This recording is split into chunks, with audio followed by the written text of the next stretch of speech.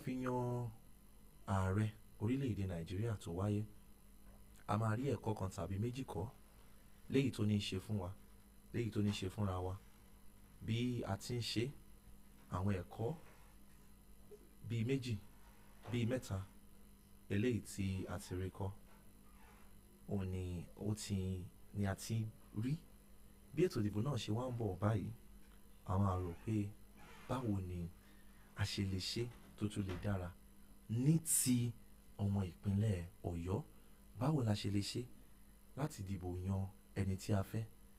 Báwo la ṣe lè ṣe láti dìbò yan ẹni tí ó wù wá, tí ò ní sí kọ́nù kọ́? And I would want us to know that the security statement that was released by the Inspector General of Police is that there won't be movement from 12 a.m. today till 6 p.m. tomorrow.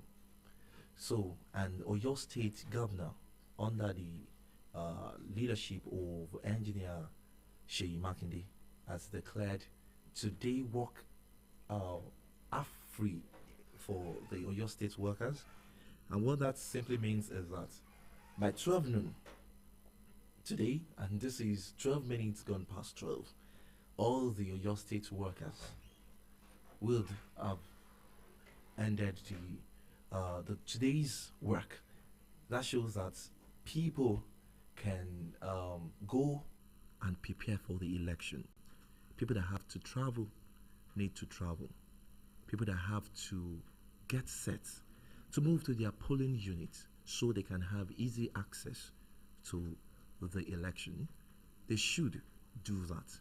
And that is what the Oyo State Governor has done, which is commendable. We also recall that last presidential election, it was said that some states declared a half day, some declared a full day, just for them to have this ample time to prepare for election.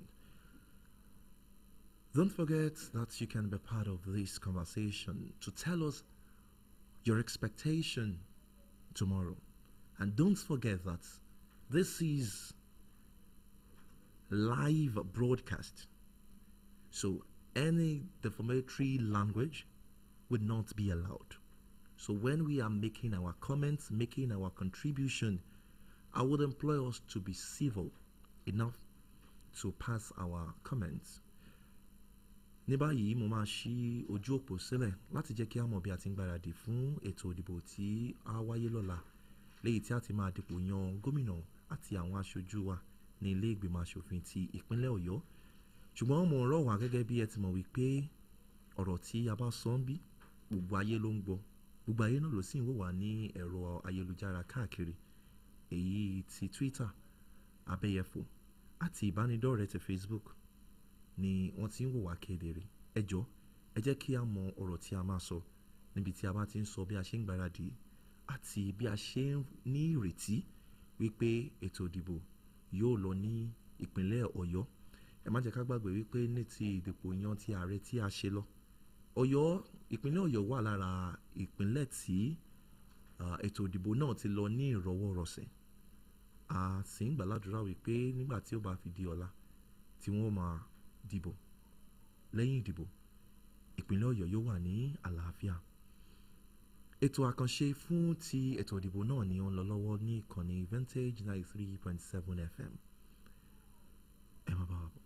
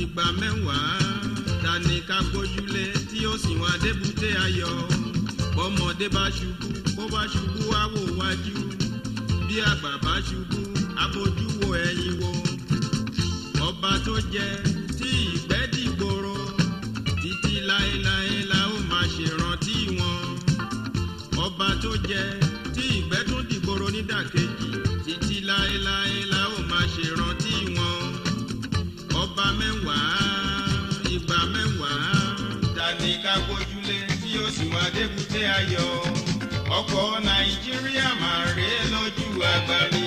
Tani ó tu ọkọ̀ ilé èbúté ayọ̀. Ọkọ̀ Nàìjíríà máa rèé lójú àgbà mi o. Tani ó tu ọkọ̀ ilé èbúté ògo. A ò fẹ́ ọ̀jẹ̀lú mọ́ Nílẹ̀ wa. àwa ò fẹ́ òṣèlú Tó mú ẹ̀tanú dání. Jàgídíjàgan pẹ̀lú ìlérí asán o. Gbogbo rẹ̀ ní kọ́ńdọ̀bì.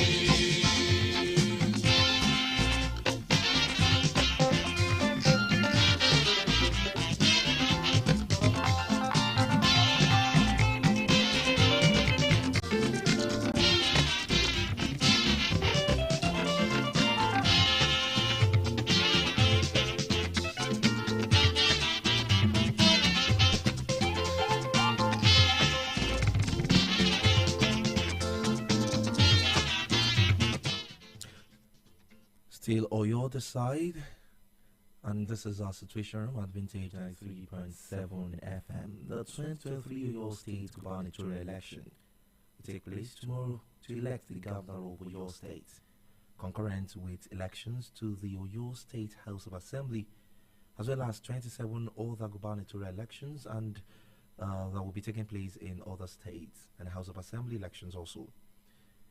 In Oyo State, no fewer than 15 persons will contest the Oyo State governorship seats in this election, when we have like 18 political parties that were listed to participate in this election.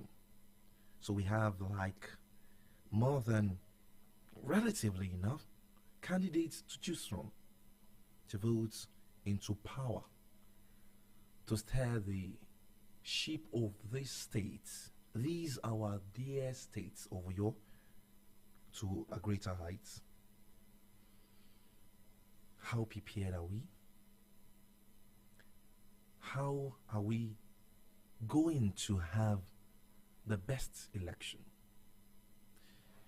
This is not the time to think that we should sell our votes to cook.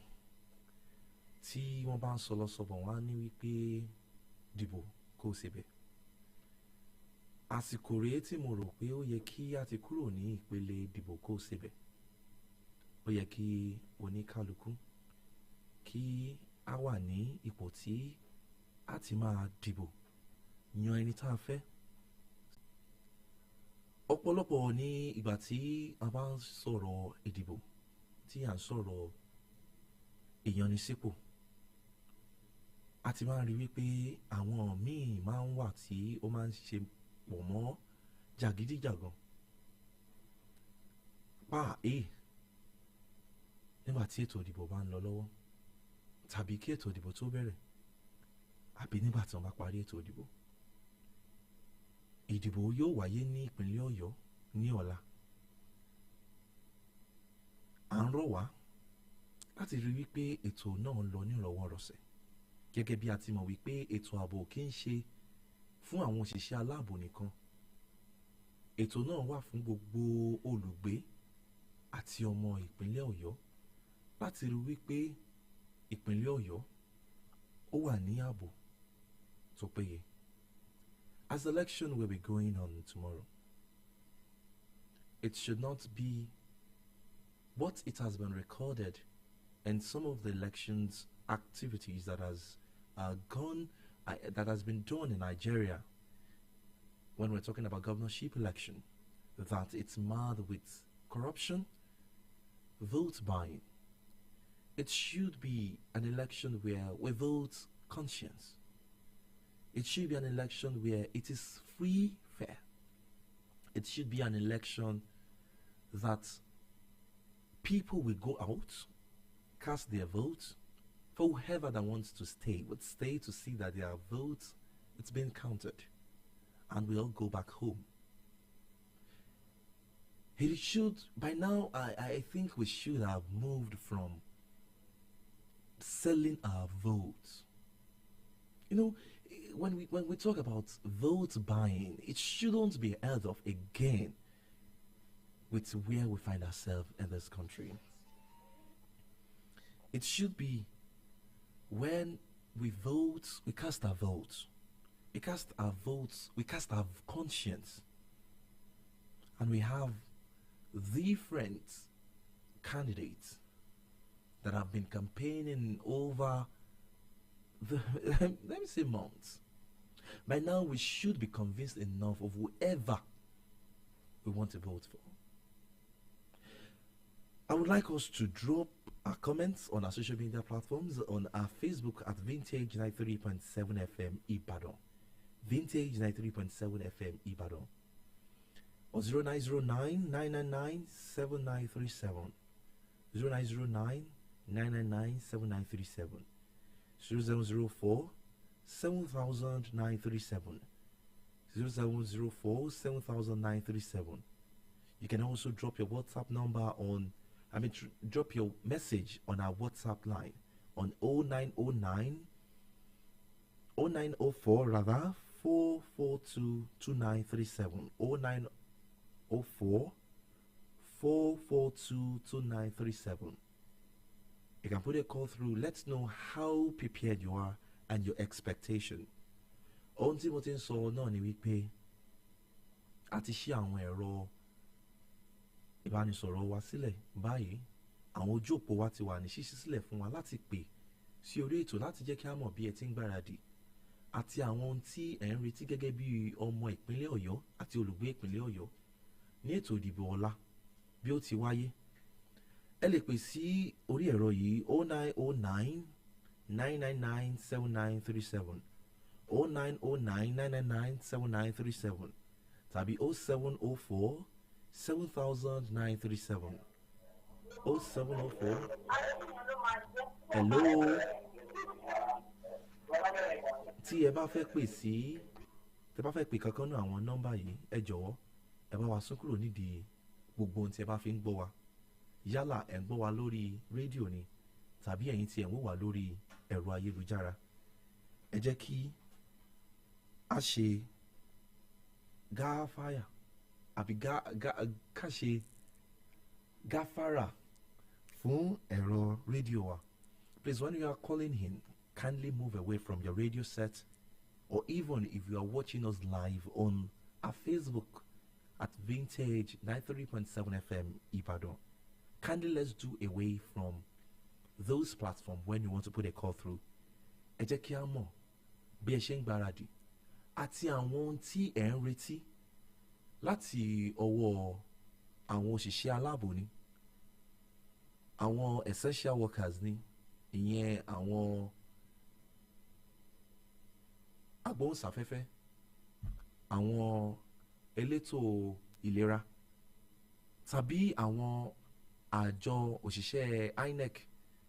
Lẹ́yìn tí ẹ ní èròǹgbà tí ẹ fẹ́ gbà wọ́n ni àbí tí ẹ ní ọ̀rọ̀ tí ẹ fẹ́ bá wọn sọ, ìrètí yín lórí ètò ìdìbò ọ̀la, ẹ jẹ́ kí a mọ̀.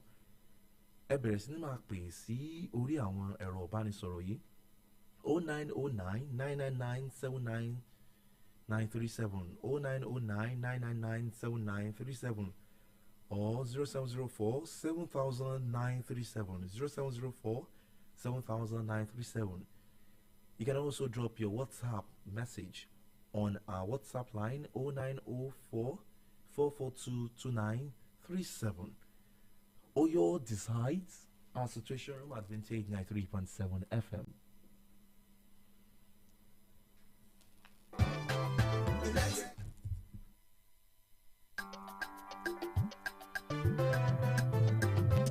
Nigeria, ilẹ̀ bàbá ilẹ̀ tó ṣe wípé ṣe ló ń ṣàn fún wàrà tí lójúmọ́rè wá bá wa tún Nàìjíríà ṣe. Nàìjíríà ilẹ̀ bàbá mi lọ.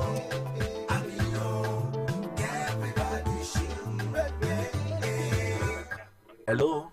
Hello, ẹ káàsán. Ẹ káàsán, kí lorúkọ yín àti ibo lẹ ti ń pè wá? Ẹ kú ètò. Ètò ni Ọlọ́run bá wa tó. Orúkọ mi Mariam látọ̀dẹ́jà yìí.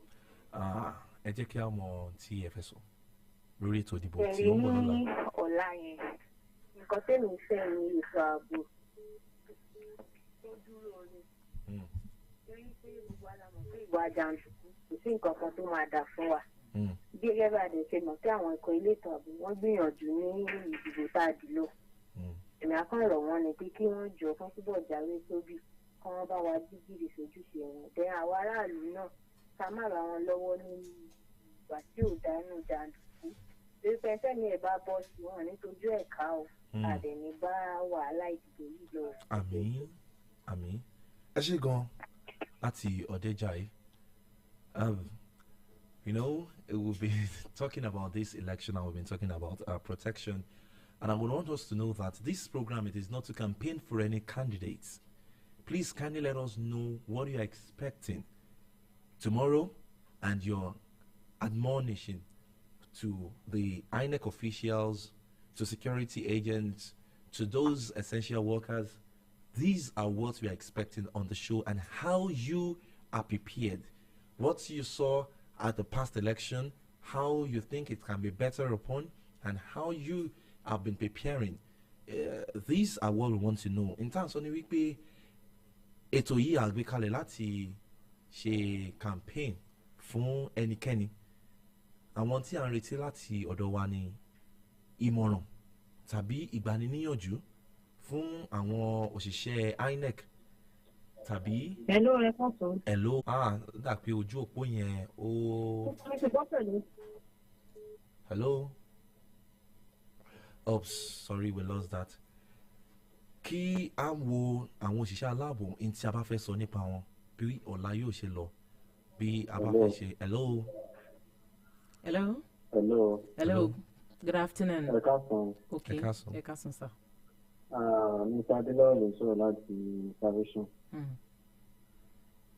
Ṣé ní nǹkan tí ọ̀la yẹn nǹkan tí ìyẹn expect ni pé kí àwọn INEC tí wọ́n work lórí àṣìṣe tí wọ́n ṣe ní last election.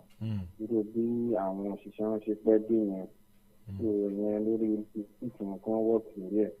And then nípa ti security kí wọ́n jẹ́ kán bá wa ensure adequate security lọ́la yẹn. Gẹ́gẹ́ bí gómìnà tẹ̀sí sọ wọ́n ṣe àdéhùn ní èdè kan lánàá wípé àwọn ti ensure àwọn ti provide adequate security pé káwọn èèyàn má fòyà. Ìní àárọ̀ àwọn èèyàn náà kán má fòyà torí gómìnà ọ̀rọ̀ wọn máa ń múṣẹ. So ká má bẹ̀rù ká jáde lọ́la láti vote and then ká má ta ìbò wa o torí tí a bá ta ìbò wa ó dàbí bàtà tí ó máa ta ìbò wa fún ọdún mẹ́rin ọlọ́run tí bẹ́ẹ̀ ká jí àtọ́jú mẹ́rin o. So ìnàdẹ́ ti wá àwọn èèyàn náà fún avoid violence ò ní nǹkan tí ó lè gbé adébi tá à ń fẹ́ o. And then ẹni tó bá kú ó kọ́ kúkú lára ẹni o. And then nígbà tí a bá enjoy ìjọba yìí ọlọ́run jẹ́ kí àwa nù sàárè ọlọ́run jẹ́ kó bá nù ọgbẹ̀ wọn. So àwa náà ni á gba wọn enjoy lágbára ọlọ́run. Ẹ ṣé gan. Ìkànnì vintage náà ni àwa tí a ti ń kàn sí yín pẹ̀lú ètò àkànṣe tó ní ṣe pẹ̀lú ètò ìdìbò tó ń bọ̀ ní ọ̀nà. Hello. Ẹ káàsán sọ. Ẹ káàsán. Orúkọ yín àti ibi tẹ́ ti ń pè. Ok. Èyí tẹ́lẹ̀ fẹ́ sọ lórí ọ̀rọ̀ tó wà lẹ́nu wípé mo fẹ́ rọ àwọn ọmọ Ọ̀yọ́ àti gbogbo resident of Ọ̀yọ́ state ní tó wà credible láti dìbò ká jáde lọ́la ká lọ dìbò ká yan adarí rere tó jẹ́ kó rẹ́dí àti ṣe tèlú. Then ká avoid anything tó bá máa jọmọ́ mọ́ affect our violence because already we have had more than enough of it. But at this time now, it is peace we need in the state. Now for us to have the peace, as the government has already invested much in security, it's just to prove for us that they cooperate with peace. So we should just embrace the peace-loving state and we should make peace a reality. So then, bí wọ́n ti ṣe àṣọ wa pé there will be security, kí àwọn security personnel kọjọ, they should do their best. Káwọn èèyàn náà kọ́ cooperate, ká má ṣe anything that tó jọmọ́ violence. Ẹ ṣé ẹ kú ètò. Thank you very much. Blessing. It's nice joining on the show. I'm sure you are putting all things together. Yes, I am actually, and I want to sincerely apologize for actually joining a bit late. I had to do some surveillance and investigation. Truly, if you're talking about security, the moment for Oyo State, when you move out, before you get to each junction, you get to see security operatives. Not right now. Wow. Not minding their names. If you even get to the front of our office, I was surprised to see 2 different security operatives, so, not attached to the office door. Not attached to the office door, but they are at strategic area, moving around, making sure there is maintenance of law and order. So, like the last caller said, he said the governor already assured the citizens that they should go out and vote if they can monitor and secure their vote. Hello, good afternoon. Hello, good afternoon. This is Principal Miadefosi calling from Apata. Okay. Please go ahead, sir. Yes, sir. I want security agencies to be up doing. I want them to be moving around from one route to another to ensure maximum of security in the state, like they did during presidential election. Because there's no how we won't see some desperado politicians who might like to hinder the credible elections that we are clamoring for. So I would just urge them, if they caught anyone, they should pick that person up and arrest that person immediately. So I want them to be neutral regarding tomorrow election, because I want our votes to count. That's my submission. So we all know that like elderly people used to say that. So you are planning to vote tomorrow. Have you gotten your PVC ready? Do you have your PVC with you? Yes, sir. It's intact. Oh, good. Thank you very much for calling. A quick one, Benga. You need to know that election, especially our people, is going to hold in just about 28 states in our 36 state and FCT. No election in FCT. And the other states that are affected because of court judgment and the like, so they had their election, that's governorship election, before this time. So the likes of Anambra, Bayelsa, Edo State, Ekiti, Imo, Kogi, Osun, and Ondo want to be part of this process. I'm talking about the governorship election. Hello. Hello. Hello, good afternoon. My name Hello, good afternoon. Good afternoon. Yes. Okay, please. I don't have much to say that the INEC, thank God that the presidential election that you are waiting for is less than 24 hours now. Please, you should try to walk to the talk, because in the last general election that they hold, most of the INEC officials, they came late. And you should not repeat that scenario this time around, especially for old people that are waiting for them. And lastly, security agency, they need to improve, because the presidential election, a lot of the electorate will likely come to vote for the valuable candidate of their choice. Please, our security apparatus, they need to improve it, and just to paint free and fair election. And if you have free and fair election, credible will follow it in that way. And the residents of Oyo State, no, how no jadi follow people. People who see so young can get the job back. No, we say so. Amen. Thank you very much. I remembered one of the election, I think 2015 election. Okay. The general election. Yes, the general election. Mo jadi. Láti lọ. Okay, election yẹn ni wọ́n sún. Gẹ́gẹ́ bí eléyìí tí wọ́n sún sí. We shifted. So pàtí mo jáde, mo wá béèrè lọ́wọ́ ìyá kan. Ìyá yẹn wọ́n fi ẹ̀hónú wọn hàn. And nínú ọ̀rọ̀ tán sọ, ó pa mí lẹ́rìn bó tiẹ̀ nínú mo fi fọ́nrán yẹn pamọ́ fọ́dún tó ṣe díẹ̀ lórí ẹ̀rọ mi. Because ìyá ní tí mo ti rẹja tí mo ti rẹ kíní tí ń ṣe bẹ̀. Okay, like what the woman was trying to say is she doesn't have intention of going out to vote. So she got her materials already as a time to sit at home, prepare a good meal, enjoy. Wow. I was like, mama. So it's just a call to everyone that have access. It is not time for you to vote. Hello. Hello, good morning. Good morning. Yes. Oh, afternoon. Valkyrie Zonadia from Ibadan. Okay, please go ahead. Okay, what I want tomorrow is that, irrespective of anything that might have happened, especially that ugly incident that happened yesterday, people should please still go out tomorrow en masse to vote. We can't keep on sitting at home and keep on complaining that things are not done right while we don't go out to exercise our franchise. So whatever the outcome is, at least if we take time to partake in it, we will know that we have contributed our quota. So people shouldn't stay at home. I'm sure the Oyo State government will tighten security to ensure that their lives and properties are safe. And I hope Vintage FM will keep up updated throughout tomorrow. That's why we are here. We've opened our situation room. Thank you very much. Gbogbo ètò bí ètò ṣe ń lọ nípínlẹ̀ Ọ̀yọ́ pátápátá ni a ó máa gbé sí etí gbọ́ gbogbo wa níbikíbi tí ẹ bá wà. Ẹ̀yẹn ṣáà ti má gbé kúrò ní 93.7 FM. Yes, I want to sincerely assure you that Vintage 93.7 FM is going to feed you with updates and necessary information as regards the election. Hence, the reason why we open our situation room on your decides. Bí ẹ bá ti fẹ́ pè sí ẹ̀rọ àti àpèsíta 09099997937 0704 7937 ẹ jọ̀ọ́ ẹ bá wa sún kúrò nídìí ẹ̀rọ rédíò yín.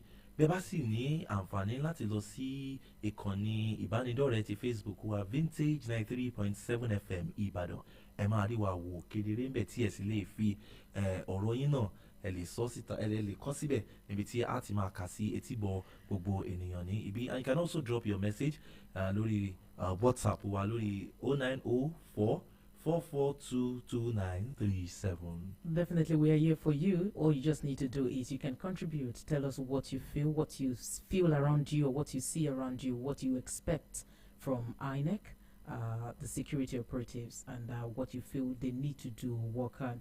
Just contribute by calling 090. Hello. 99997937 or 07047000937.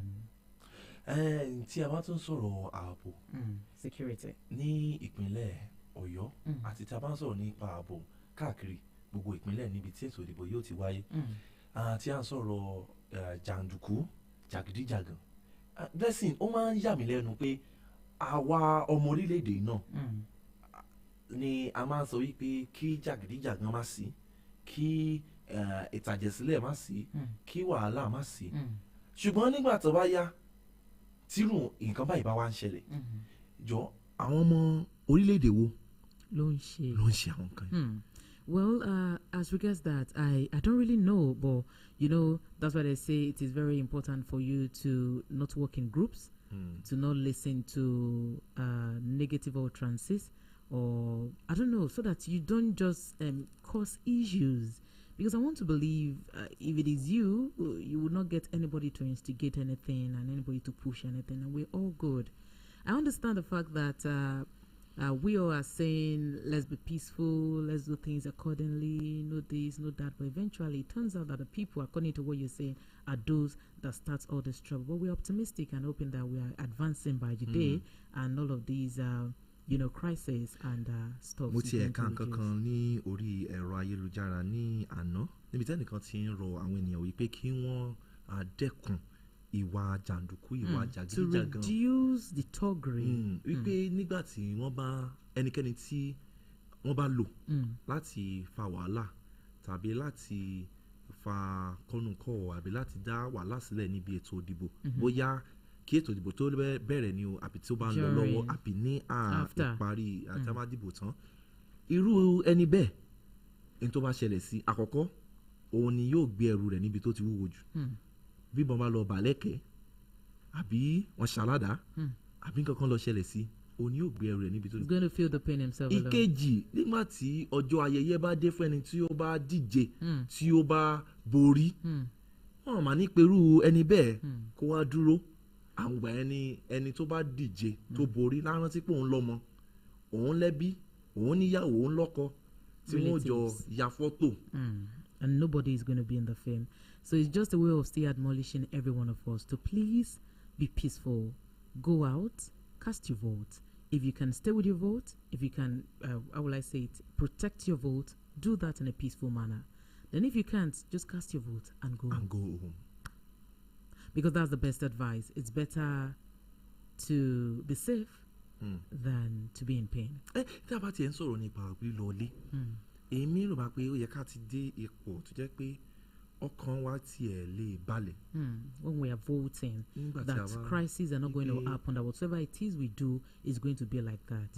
Well, in a state, I saw the rec saying something. He said he had to sign the coalition sheets. Why?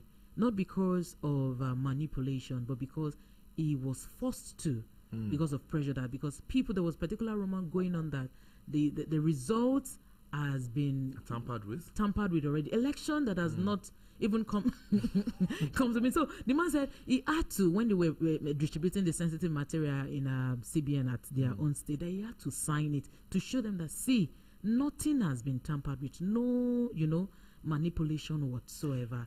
But I want to believe as time goes on, we'll get better. Okay, 2015 general election, we didn't hear about the beavers. And this year now we have the beavers. So we don't know what the next 4 years is going to bring.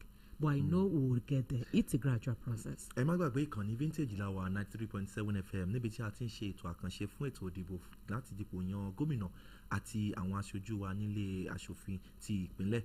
Òun ló ń lọ lọ́wọ́ báyìí tí a sì ti ṣí yàrá àkànṣe náà ní dédé aago 12 ọ̀sán òní títí di aago ìrọ̀lẹ́ ọ̀la nígbà tí ètò ìdìbò bá ń kásẹ̀ ńlẹ̀ kí a tó ti ilẹ̀kùn yàrá náà. Àǹfààní wà fún wa láti wọ yàrá pẹ̀lú àwọn ẹ̀rọ ìbánisọ̀rọ̀ wa tí a ti ń pè yìí 0909 999 7937 tàbí 0704 7937.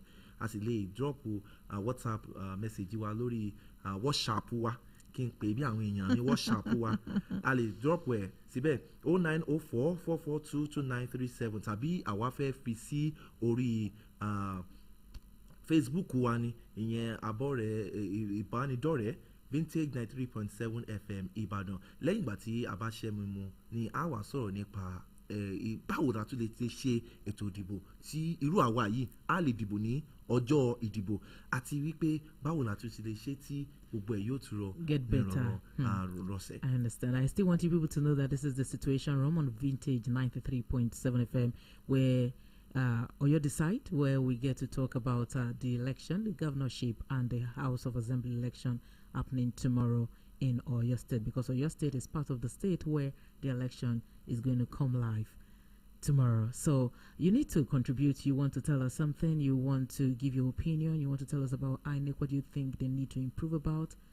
Just contribute by calling 09099997937 or 07047000937. We are here to give you information, when we are here to give you update. Shortly after this break, when we come back, according to what Gbenga said, we're going to talk and deliberate about what you think or what you feel we need to do, what you feel the country, Nigeria as a country, or INEC as a body needs to do to make the election better, whereby a lot of people, even those on essential duties, can actually cast their vote because it's their civic rights. Don't you think so? Shortly after this break, stay with Vintage 93.7 FM Ibadan.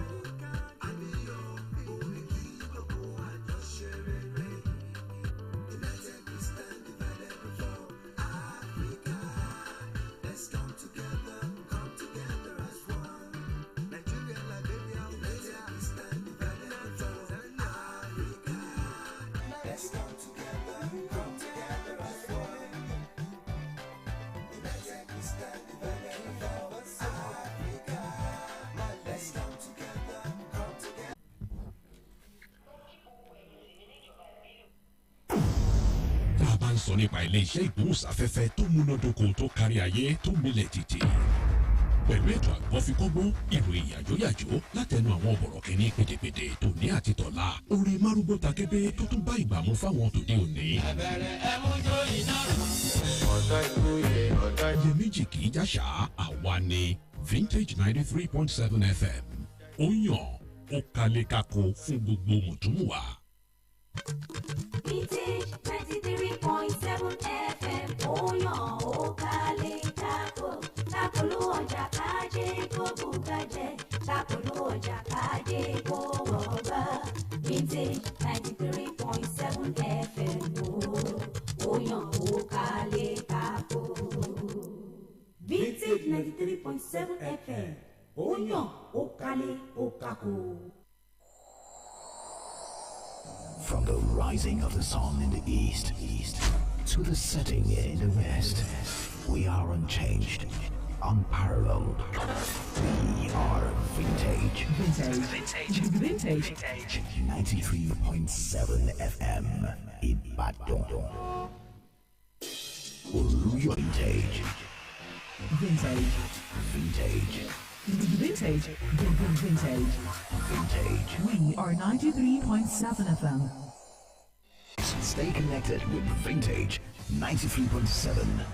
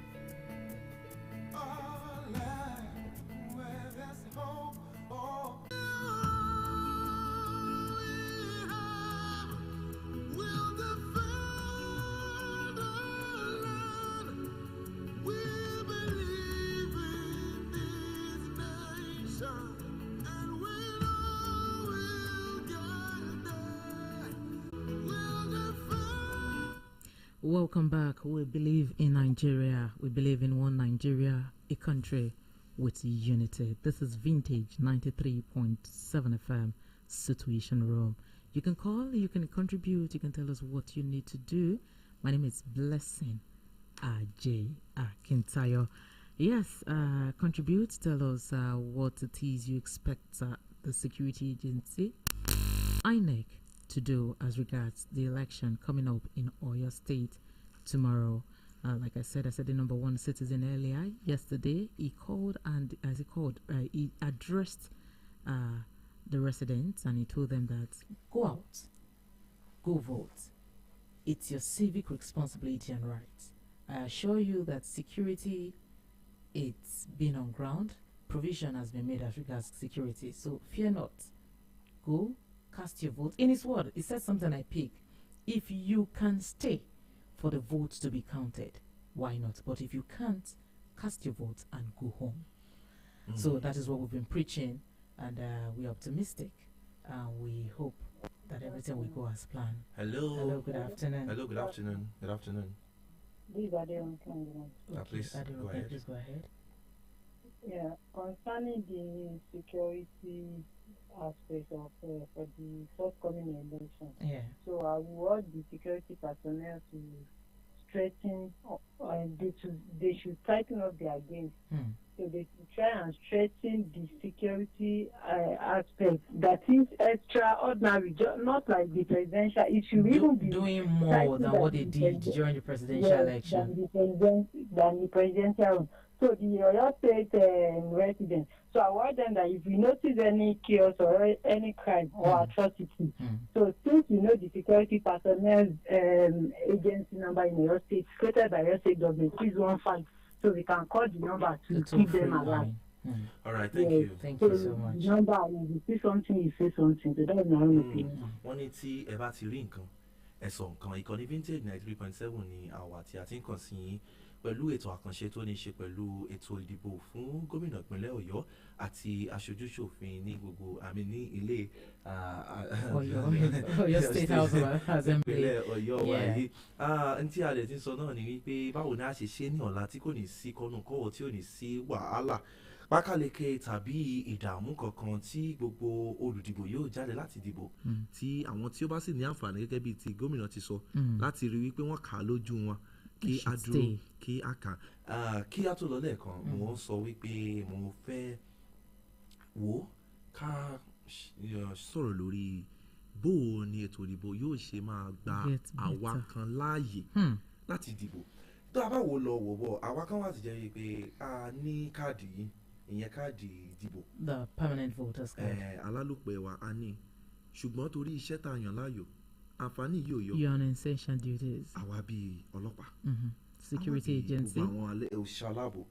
Àwa ti broadcasters gbogbo àwa agbóhùnsáfẹ́fẹ́ yálà wà ní studio ni o tàbí à ń lọ sí ojú gbàgede láti lọ kóró ìjọ ni àwọn òṣìṣẹ́ ìlera. Even the INEC staff. Bẹ́ẹ̀ ni àwọn òṣìṣẹ́ INEC yìí náà nígbà tá a bá wá kó gbogbo àwa ìsọ̀rí tá a bá kó pọ̀ tí a ká yé wa. It forms a particular number in the population of Nigeria. I understand. Well, I want to believe at a particular time, these two would have gotten, or the electoral body would have thought about it. Like I said, you see now, advanced countries, you don't need to come out. You can be at your particular location and cast your vote. Ìyẹn ṣeé ṣe tí a bá ti bẹ̀rẹ̀ yẹn ní orílẹ̀-èdè Nàìjíríà yóò rọ gbogbo èèyàn lọ́rùn àti àǹfààní yóò wà fún wa. So that's why I said it's a gradual process. It gets better every year. Last year or this year was better than four years ago. So we're expecting that the next 4 years is going to be better than this. So I want to believe if we improve like this, gradually we will get there. Everybody's emphasizing on, you get. So we understand that Beavers didn't really work well for the presidential election, but the INEC boss came out and said, okay, fine, we need this election to be postponed by just 1 week for us to perfect plans from their own area. If you see when he was giving the analysis, he said, if we are going to reconfigure these beavers to work perfectly, in some states, it will take 3 days, between 3 to 5 days. So you see, and I want to believe that they are loopholes. They've done the necessary thing for them to do so, and they are going to deliver. But like you're saying, people are emphasizing on the security, which is very, very key. It's only with security that people can go out to vote. Nobody wants to go out and be, a meat for soup. Nobody wants to go out and the story will be told after the victory of whoever it is that won the election.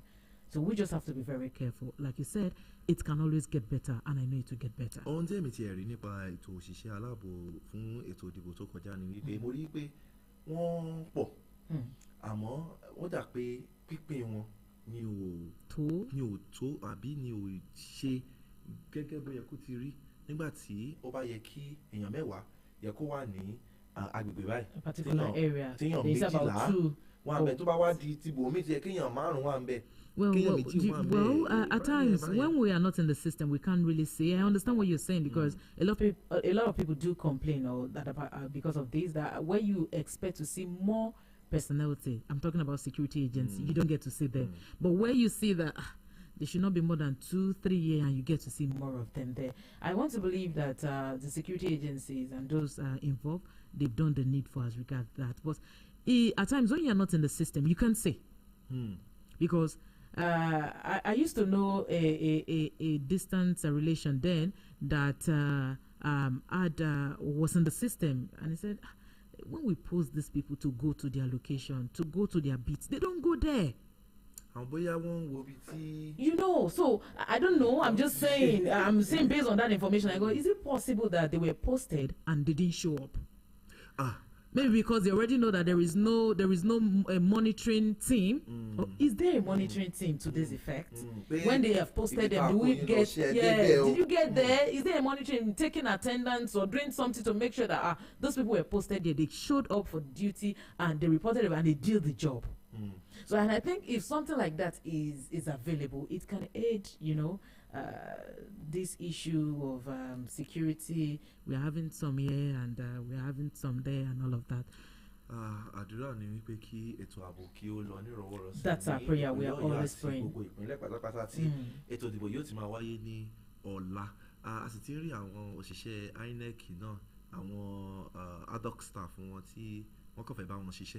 Níbi iwájú iléeṣẹ́ wọn ní ilé tó súnmọ́ wa níbi táwọn èèyàn ti ń dé another ẹ̀sùn míì tí wọ́n tún fi kàn wọ́n àwọn òṣìṣẹ́ that's the INEC Independent National Electoral Commission.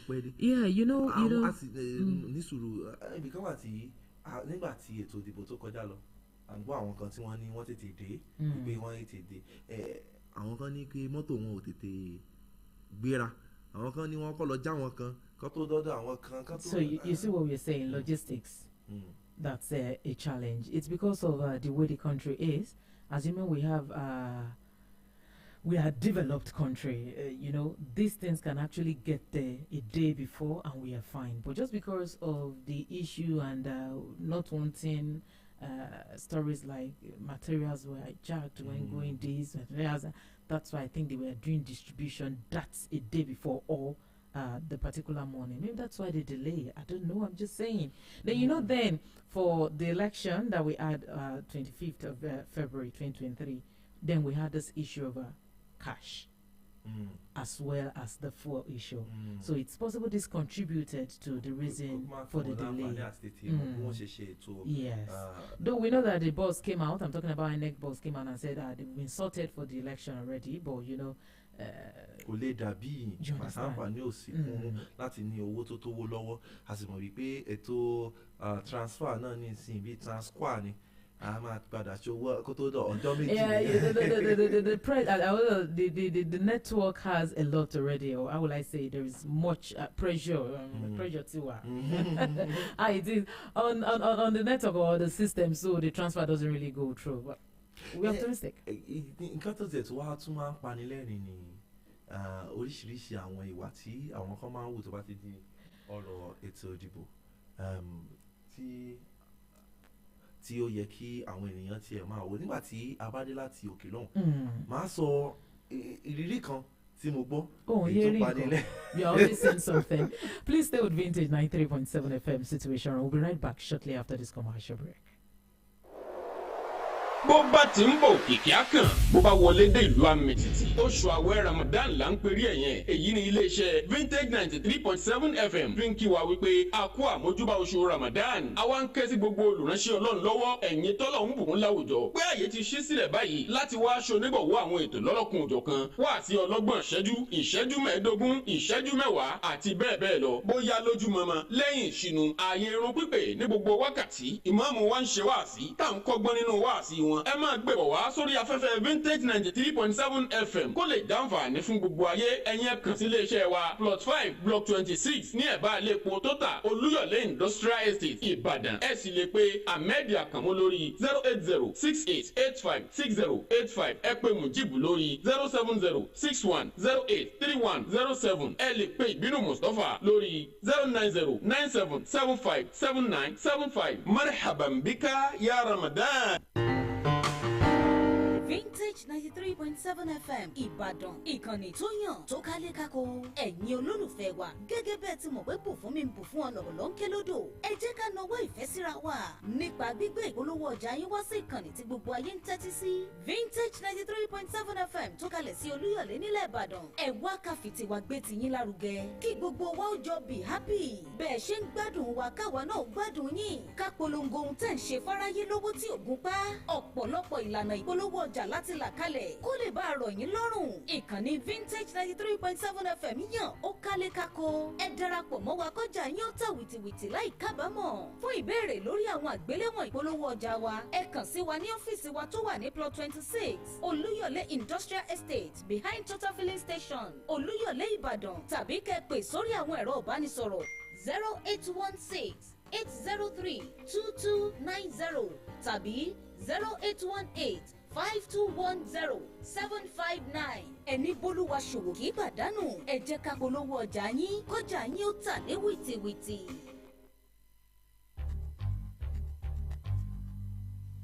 Nàìjíríà yìí tí gbogbo wa ní kó máa gbọ́dọ̀ bàjẹ́ torí kò sí ibòmíràn tí a lè lọ.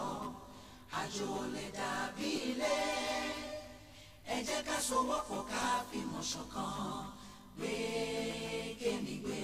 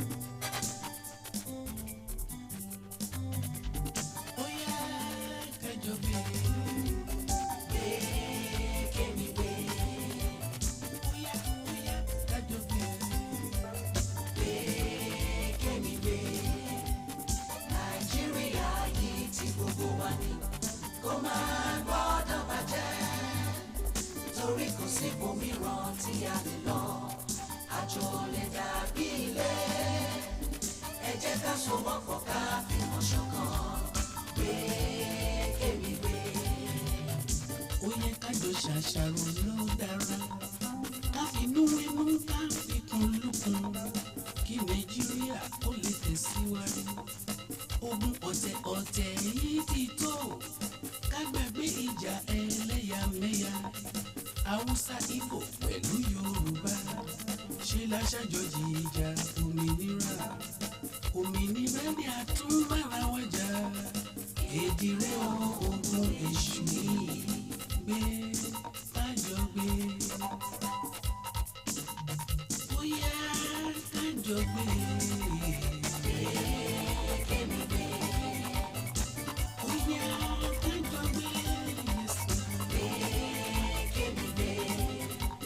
Nàìjíríà yìí tí gbogbo wa ní kó máa gbọ́dọ̀ bàjẹ́ torí kò sí ibòmíràn tí a lè lọ.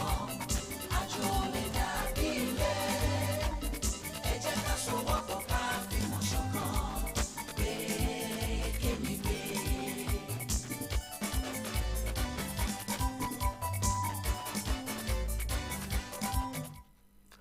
Àgbájọwọ́ la fi ń sọ̀yà ọwọ́ kan ọ̀gbẹ́rú dórí bí èmi ṣe ń gbé náà ni kíwọ náà máa gbé bí blessing ṣe ń gbé ó ní kí tìmọ́ kó ṣòṣùká ká gbé ó di wọ̀ lórí àrídùnnú kájọ máa gbé. So you're just trying to say in excess that every one of us need to put effort together to make it better. Better. Tí mò ń sọ náà nìyẹn o pé kí gbogbo wa pátápátá kí a jọ fọwọ́sowọ́pọ̀ kárí pé a gbé ìpínlẹ̀ Ọ̀yọ́ débi tó dáa. Ara ọ̀nà tí a lè gbé ìpínlẹ̀ Ọ̀yọ́ débi tó dáa débi tó ní àpẹẹrẹ débi tí ọba òkè yóò ti jẹ́ kó gbogbo máa lọ ní ìrọ̀wọ́rọ̀sẹ̀ ó ní ètò ìdìbò tó ń bọ̀ lọ́la yìí. àǹfààní kan nìyẹn ẹ má jẹ́ kí a gba káàdì wa ẹlòmíì tí ẹ gba káàdì ẹ ó ti mọ̀ pé òun ní ìdìbò ó kàn gbà fún ìjọ tó máa ní wípé ṣe ní káàdì ìdánimọ̀ wọ́n bẹ̀rẹ̀ sí ní mọ̀ bí ó fẹ́ ṣe nǹkan kan ní ilé ìfowópamọ́ ni o tàbí ó fẹ́ ṣe àwọn ìforúkọsílẹ̀ níbi kan tó ní kó lọ mú káàdì ìdánimọ̀ tìjọba wá ìdí tó fi gba káàdì. So what you're saying is some people take or go for the registration because of means of identification, or they use the card as means of identification.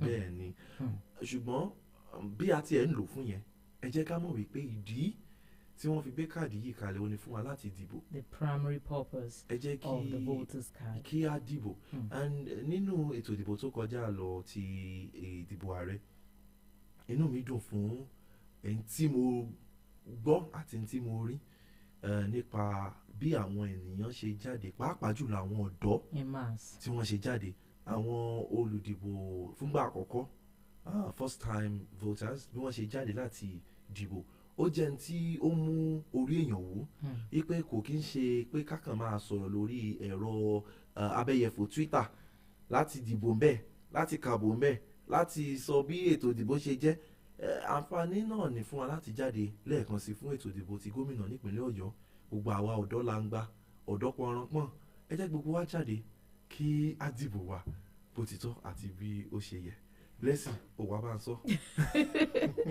So what Gbenga is trying to say is it is very important. First, he appreciated the youth, first-time voters, especially the youth that all came out en masse to vote for or during the presidential election on 25th of February 2023. So he's appealing again to everybody listening to us home and abroad that please, it's very important, go out and vote. Gbenga, I was reading some stories and I heard a lot of people. I read a lot of stories saying people came from diaspora to the country to vote. And I'm like, these are true citizens of Nigeria. ọkọ síbẹ̀ pé àwọn bọ̀ ní Nàìjíríà láti wá dìbò fún tìbò ààrẹ. Mo kọ́kọ́ rò pé. That was in 2015. This present one. Oh, nice. Mo rò pé àbí wọ́n ń ṣeré ni mo wá bá ìyàwó wọn sọ̀rọ̀ èmi tí mo pò wà lọ́hùn pé ọkọ yín kọ́ ó ní ó ti ń bọ̀ Nàìjíríà láti wá dìbò yan ẹni tí ó fẹ́ ní wọ́n ní ìgbà tí wọ́n sọ wọn pé ókè ó pé bọ́rọ̀ bá ti rí báyìí ẹ jẹ́ kí a máa ṣe gbogbo ẹ̀ mọ́ra wọn náà nìyẹn nígbà tí dè tán wọ́n dìbò yẹn tí wọ́n fẹ́ bó ti jẹ́ pé kò dùn mọ́ wọn nú àbájáde ètò ìdìbò náà ẹ bá padà sílùú yín lọ́hùn ẹ̀wọ̀n fapájánú náà. Do you think that the citizens, I'm talking about the Nigerian citizens in diaspora, should actually come home to cast their vote if it's possible? Ìbá dára kí wọ́n lè ní àǹfààní àti dìbò lọ́hùn. From there, that's what I'm saying. Kí wọ́n lè ní àǹfààní àti dìbò lọ́pọ̀lọpọ̀ làwọn tó fẹ́ dìbò irú ẹ̀gbọ́n mi tó wálé báyìí nísìnyí òun láǹfààní ẹ̀ ló fi wálé ọ̀pọ̀lọpọ̀ làwọn tí ò ní àǹfààní ẹ̀ ṣùgbọ́n táwọn náà ní ẹni tí wọ́n fẹ́ dìbò fún tí wọ́n sì ní èròǹgbà rere náà fún orílẹ̀-èdè wọn. Talking about making our election better than what it is now, what do you think can be done? Kí gbogbo èèyàn náà kí gbogbo àwọn àjọ tó kàn láti orí ìjọba àpapọ̀ ìjọba ìpínlẹ̀ òṣìṣẹ́ aláàbò àwọn ti INEC gan fúnra wọn gbogbo àwọn àrò ọ̀dọ̀fin gbogbo àwọn tó ní í ṣe pẹ̀lú ètò ìdìbò everybody involved kí gbogbo àtọmọ orílẹ̀-èdè yìí kí á bẹ̀rẹ̀ sí ní máa ṣiṣẹ́ tọ ìtẹ̀síwájú a lè má débẹ̀ lẹ́ẹ̀kan wọ́n ní Róòmù wọn ò kọ́ lọ́jọ́ kan ṣùgbọ́n ká kọjú sí nígbà tí àwọn ẹ̀ bá ń sọ wípé àdébẹ̀ ẹni tó máa ń wá sí mi lọ́kàn ni ibi tẹ́ ẹ kọrí sí yìí jẹ́ ẹ padà débi tẹ́ ẹ ń lọ yìí kó mọ̀ ní wípé èyí ó padà fi ọlọ́nìjà forí sánpọ́n ṣùgbọ́n kí gbogbo àwọn tí ọ̀rọ̀ kàn láti máa wò pé bóò tún ni àti ṣe wọ́n máa ń sọ nǹkan kan wípé tíyàn bá ṣe nǹkan kan tán á tún ní àǹfààní láti yẹ̀wò pé eléyìí tá a ṣe yìí ibo la ti ṣe dáadáa ibo ló kù sí. I was actually coming there. Do you think our electoral body all have this opportunity to review elections and work on their weakness? Pẹ̀lú àwọn tí wọ́n máa ń sọ fún àwọn ìyẹ̀wò náà ni àbíbò wa bàjẹ́ bí wọ́n àwọn ní ṣèdẹ̀wò àwọn ní máàkì ara wọn ọlọ́run jẹ́ kí kí a bẹ̀rẹ̀ sí ni máa rí bẹ́ẹ̀ ẹ̀yin ará ilé ẹgbọ́n ọ̀rọ̀ ló délẹ̀ yìí o èyí tó tẹ̀ wá tí mo fẹ́ sọ lẹ́ẹ̀kan tó mo ló pani lẹ́rìn ni pé nígbà tí yàn lọ sí lọ dìbò tó wá mú ọmọ ọdún mẹ́rin ọmọ ọdún márùn-ún dání wípé kò sẹ́ni tí ń fi tì ń lé ni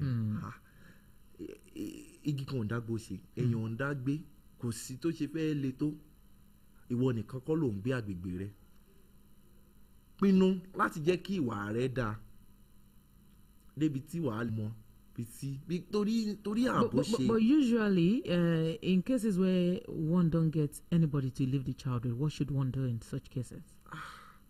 Ó yẹ kéèyàn rí mo mọ̀ pé àti fọmọ́lẹ̀ ní ìsìn ọ̀kan ni ṣùgbọ́n ó yẹ kí èèyàn bó ṣe bí kọ́kọ́ lọ kó padà wálé kíyàwó lọ kó padà wálé náà lọ sí ẹ̀wá jẹ́ pé ti bífàsì tí wọ́n lò ní ìṣẹ́ pé òde bẹ̀ báwo ni ṣé kó kúrò mbẹ́ ni torí ọmọ kékeré níbi ètò ìdìbò à ń gbàdúrà kí àlàáfíà wà ṣùgbọ́n kí gbogbo ẹ̀ lè lọ ní ìrọ̀wọ́rọsẹ̀ náà bí nǹkan bá tiẹ̀ máa ṣẹlẹ̀ láti jẹ́ kéèyàn tètè kúrò ní ibẹ̀ ọmọ kékeré kò yẹ kí a máa mú wọn lọ sí ibi ìdìbò ẹlòmíì ti nìyí àìmọye ọmọ mi ti jẹ́ pé ọgbọ́n àlùmọ̀kọ́rọ́ yìí ni wọ́n ti to káàdì mi àwọn oríṣiríṣi ìwàkiwà ló kún ọwọ́ ọmọ adarí oorun kọ́ lọ́ọ́ ṣàánú wa kó gbà wá lọ́wọ́. Amen. It still boils down to the fact that we are all preaching peace and safety during the election. So wherever you find yourself, wherever pulling into, you are try as much as possible to stay safe and be peaceful. Àtẹ̀ ń fi àsìkò yìí náà sọ pé ẹ lè darapọ̀ mọ́ wa lórí ẹ̀rọ ayélujára ti abẹ́yẹfò Facebook wa ní ìkànnì Vintage 93.7 FM bí ẹ bá ti tẹ̀ sí kedere lẹ́ẹ̀mọ́ rí wa bẹ́ẹ̀ bá sì ti ń rí wa bẹ́ẹ̀ tí ń wò wá ẹ dákun ẹ mọ̀ bá wa sí ààrẹ bẹ́ẹ̀ ṣe ń láìkì ẹ̀ tẹ́ǹtẹ́ bẹ́ẹ̀ fẹ́ràn rẹ̀ oníkẹ́ mọ̀ sí ààrẹ bẹ́ẹ̀ ṣe ń sí ààrẹ náà rí àwọn ọmọ rí wípé Yes, you can be part of the conversation by watching us live and dropping your comments on our Facebook comment section, right? On Vintage 93.7 FM Ibadan. Nǹkan míì mo tún fẹ́ jẹ́ ká wò bí ètò ìdìbò yìí ṣe ń bọ̀ bí a ti ń retí àwọn ìpè wa lọ́lọ́kan ọjọ́kan ẹ lè darapọ̀ mọ́ wa náà ẹ sì lè pè sórí ètò pẹ̀lú 09099997937 àbí 070470937. Blessing. Yes. Ó ní ìròyìn òfégè. False news. Ó máa ń dá kọ́nùkọ́ sílẹ̀ ó sì máa ń fa ìpayà láàrin àwọn èèyàn. Ìbá dára tó kó jẹ́ wípé gbogbo ìròyìn tí a máa rí lọ́la á jẹ́ ìròyìn tí ó fẹsẹ̀ walẹ̀ tó fẹsẹ̀ múlẹ̀. Ọ̀pọ̀lọpọ̀ làwọn tó fẹ́ ṣiṣẹ́ wa yìí àwọn tí ó kọ́ṣẹ́ mọṣẹ́. We have a lot of online how do we say it now? Journalists. Tó jẹ́ pé ká tó kọjú sí wọ́n ti yá wọ́n ti kọ́ àwọn ìròyìn tí àwọn ti kàbò wọ́n ti bẹ̀rẹ̀ sí ní sọ ètò ìbájáde èsì ìbò tí wọ́n ń ṣe lọ́wọ́ tásìlọ́ pé olódì sófin ilẹ̀ wa. Ìbá dára kí àwọn ọmọ orílẹ̀-èdè yìí pàápàá jùlọ àwọn ọmọ Ọ̀yọ́ state ìpínlẹ̀ Ọ̀yọ́ ní ọ̀la kí wọ́n fi ara balẹ̀ wo ètò ìdìbò náà kí wọ́n sì dẹ́kun bí wọ́n ṣe máa ṣe ètò náà láti jẹ́ kí ó ń lọ ní ìrọ̀wọ́ rọ̀sẹ̀ kí gbogbo ẹ̀ sì máa dára lọ. Ní báyìí agòkè náà nígbà tí a máa pe arábìnrin wa Ṣọlá Alison láti fún wa ní ìmọ̀ràn fún àwọn àgbà. Stay with Vintage 93.7 FM. We'll be right back.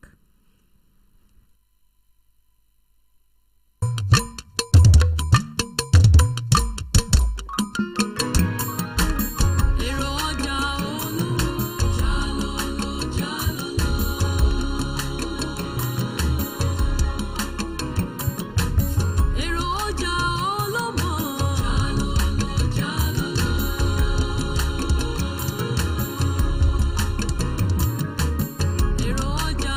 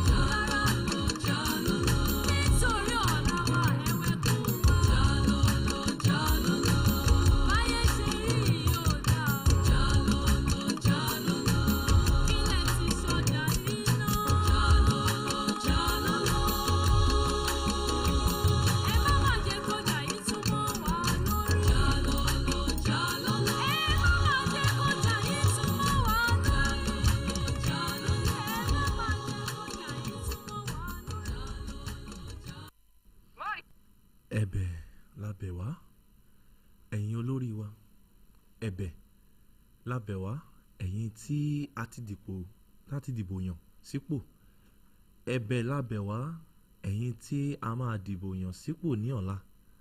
Ẹ jọ̀ọ́ ẹ má jẹ́ kọjá yìí tú mọ́ wa lórí. Gbogbo èrò ọjà pátápátá ẹ bá wa ṣe kódà. Àwọn ọmọ ìpínlẹ̀ Ọ̀yọ́ ẹ dákun ẹ má jẹ́ kọjá yìí ò tú. Ẹ bá wa fi òpin sí ìjà jàgídíjàgan, àwọn wàhálà tó ń bẹ́ sílẹ̀ láàárín ẹgbẹ́ kan sí kejì, láàárín àwọn kan sí àwọn kan. Ẹ jẹ́ kí a fi òpin sí, torí ọjà yìí ọjà aré ni, ọjà yìí ọjà ayọ̀ ni. Ìpínlẹ̀ Ọ̀yọ́ wa yìí ibi tí gbogbo àwọn olùgbé àti àwọn ọmọ bíbí ìpínlẹ̀ Ọ̀yọ́ tí wọ́n ti gbìn tí wọ́n sì ń retí káwọn ká èso rere ni. Ẹnikẹ́ni tó bá fẹ́ wá da omi àlàáfíà orí ìpínlẹ̀ Ọ̀yọ́ yìí rú, à ń rọ̀ wá, ẹ bá wa ṣe kó dáa, ẹ bá wa ṣe kó yọrí sí ibi ire, ẹ bá wa ṣe kó yọrí sí ayọ̀. Àwọn ìrètí ni ó kàn báyìí, ìrètí fún ìpínlẹ̀ Ọ̀yọ́, ìrètí fún ètò ìdìbò. Òun ni à ń retí kí a bẹ̀rẹ̀ sí ní máa dá sí lórí ètò àkànṣe fún ètò ìdìbò tí yóò wáyé ní ọ̀la fún yíyan gómìnà tuntun sí ipò. Ìkànnì Vintage 93.7 náà ni a wà tí a ti ń mú àwọn ohun tí à ń retí àti ìmọ̀ràn, ìlanilọ́yẹ̀ àti ìgbaniníyànjú fún ètò ìdìbò tó ń bọ̀ lọ́la yìí. Òun ni a sì ti wò ó lóríṣiríṣi. A ti sọ̀rọ̀ nípa ààbò, pé kí ààbò kí ó tó múyán dórí kí ó wà fún gbogbo àwọn tí yóò dìbò àti àwọn tí yóò ṣe agbátẹrù kí ètò ìdìbò yìí kó lè lọ ní ìrọwọ́rọsẹ̀. Àwọn àjọ INEC láti jẹ́ kí gbogbo àwọn ènìyàn wà ní abẹ́ ààbò tó péye. Bẹ́ẹ̀ náà ni a sì ti sọ̀rọ̀ nípa àwọn àjọ INEC, àwọn òṣìṣẹ́ wọn, láti rí wípé wọ́n tètè dé síbi tí ètò ìdìbò yóò ti wáyé ní ọ̀la, kí àwọn ohun tí wọ́n sì ti fi dìbò kí gbogbo rẹ̀ náà sì ti wà ní sẹpẹ́. Kò sí ẹni tí yóò wá di àárọ̀ ọjọ́ tó ń rìn àjò tí wàá bẹ̀rẹ̀ sí ní rè kánná. A mọ̀ pé irú ẹni bẹ́ẹ̀ kò ní nǹkan ṣe ni. Èyí náà ni fún gbogbo àwa ọmọ ìpínlẹ̀ Ọ̀yọ́ pátápátá àtọmọ orílẹ̀-èdè Nàìjíríà gan lápapọ̀, torí ìpínlẹ̀ Ọ̀yọ́ nìkọ̀kọ́ ni ètò ìdìbò sí gómìnà àti fún àwọn aṣojú wa nílé ìgbìmọ̀ aṣòfin tìpínlẹ̀ káàkiri yóò ti máa wáyé. À ń rọ gbogbo wa pátápátá gẹ́gẹ́ bí olùdìbò láti rí wípé a ṣe ń tó tọ́ àtún tó yẹ. Ní báyìí kò yẹ kẹ́nìbọ̀dì tiẹ̀ máa rò lọ́kàn rẹ̀ wípé òun fẹ́ dá wàhálà sílẹ̀ tàbí òun fẹ́ jí àpótí ìbò gbé tàbí láti dá àwọn kan lẹ́kun láti dìbò fún ẹni tí wọ́n yàn àbí ẹni tí wọ́n fẹ́. Oníkálukú ló ní ẹ̀tọ́ sí ẹni tí ó fẹ́ láti jẹ́ kó wọlé. Oníkálukú ló ní ẹ̀tọ́ sí fẹ́ni tó fẹ́ láti dìbò. Irú èmi o, mo fẹ́ dìbò fún A, ìwọ ó fẹ́ dìbò fún B. Jẹ́ kémi di tèmi kí ìwọ náà di tiẹ̀. Bọ́lọ́run bá mi ṣe, tí n bá rí àwọn ènìyàn bíi tèmi tó pọ̀ tó ń dìbò fún A tèmi tó wọlé, ṣèbí fún gbogbo wa nípínlẹ̀ Ọ̀yọ́ ni, láti lè rí wípé àjọṣoríire papọ̀, ìpè ìpínlẹ̀ Ọ̀yọ́ wa yìí ó tùbà ó tùnṣe. Tó bá sì jẹ́ pé ìwọ ló ní àwọn ènìyàn tó pọ̀ lọ́dọ̀ tí gbogbo yín dìbò fún B, a jẹ́ wípé ó ti di kí gbogbo ẹ̀ kí a bẹ̀rẹ̀ sí ní máa jọ kọ́mọ lùbọ́. Ohun tí gbogbo wa ń wá òun ni wípé kí ìpínlẹ̀ Ọ̀yọ́ kó tẹ̀síwájú. Ohun tí gbogbo wa ń wá òun ni pé kí ìpínlẹ̀ Ọ̀yọ́ kó jẹ́ ibi tí yóò dùn gbé fún gbogbo mùtúmùwà. I just hope that this election is going to change the narrative and is going to make a lot of people to see that election goes peacefully and people that participate or that we participate in the election are safe. And also, this is the time that we should learn and know that everyone has access. Everyone has access to vote for whoever he or she wants to vote for. So if I want to support party A or I want to support a particular candidate and you are supporting another candidate, if my candidate wins the election, all well and good.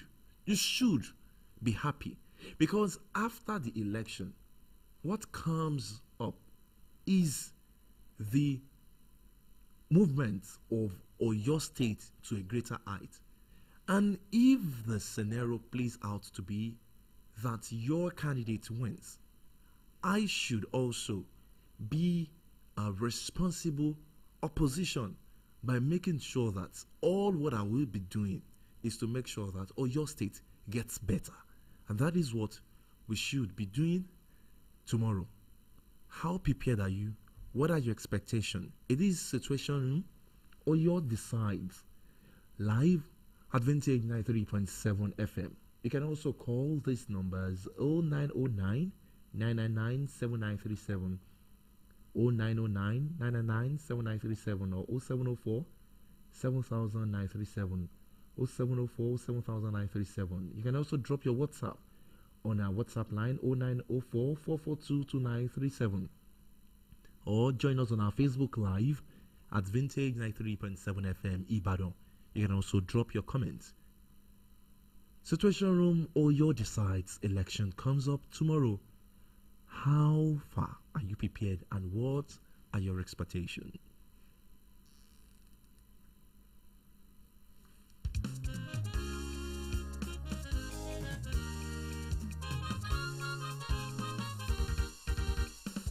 I pledge you Nigeria, my country, to be faithful, loyal and honest.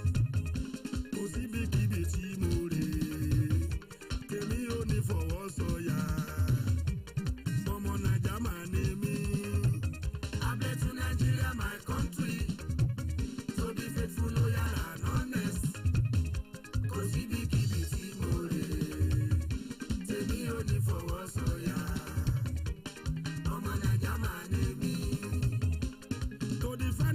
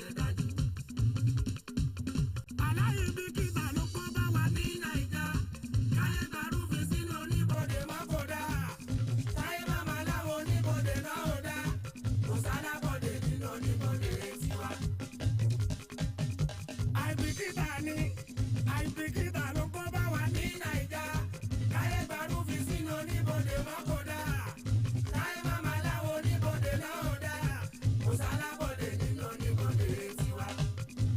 nàìjíríà kò bẹ̀ tá nàìjíríà kò gùdù o nàìjíríà kò bẹ̀ tá nàìjíríà kò gùdù o nàìjíríà kò bẹ̀ tá nàìjíríà kò gùdù o nàìjíríà kò bẹ̀ tá nàìjíríà kò gùdù o nàìjíríà kò bẹ̀ tá nàìjíríà kò gùdù o nàìjíríà kò bẹ̀ tá nàìjíríà kò gùdù o nàìjíríà kò bẹ̀ tá nàìjíríà kò gùdù o nàìjíríà kò bẹ̀ tá. ìlú tó ń sọ fún wàrà ohun ìlú mi ìlú tó ń sọ fún wàrà ohun ìlú mi ó sùn ètò. nàìjíríà kò bẹ̀ tá nàìjíríà kò gùdù o nàìjíríà kò bẹ̀ tá nàìjíríà kò gùdù o. adéyìnbó yìí tẹ̀lé tó kíkà kó tó wà dòwó fún ìlú ayé lórí ọkùnrin máa bá rí sọ. adéyìnbó yìí tẹ̀lé tó kíkà kó tó wà dòwó fún ìlú ayé lórí ọkùnrin máa bá rí sọ. adéyìnbó yìí tẹ̀lé tó kíkà kó tó wà dòwó fún ìlú ayé lórí ọkùnrin máa bá rí sọ.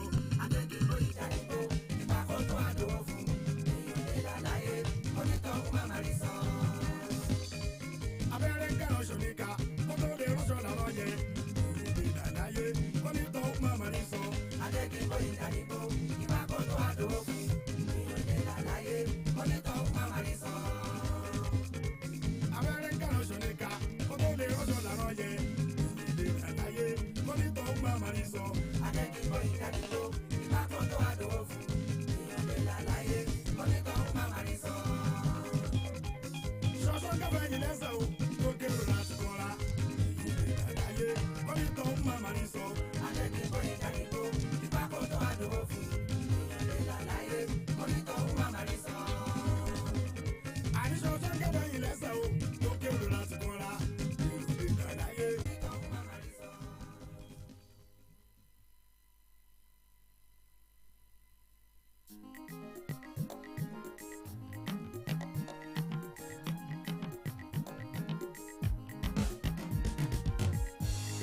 bàbá ní kókó wa ò wá ò lè sọ. bàbá ní kókó a ò lè sọ. ó lè kàn ní kókó wa ò láfi ní. ó lè kàn ní kókó wa láfi ní. ká máa fi ohun tí ò yàgò nìkan. ó lè kàn wọ́n lábẹ́jì kókó. All right, it's the Situation Room at Vintage 93.7 FM. And this is where we'll be looking at your sides when we'll be talking about how to get election go free, fair tomorrow and how to encourage us to participate in this forthcoming election. And I'm sure by now everyone that needs to move from one location to the other has moved to the place.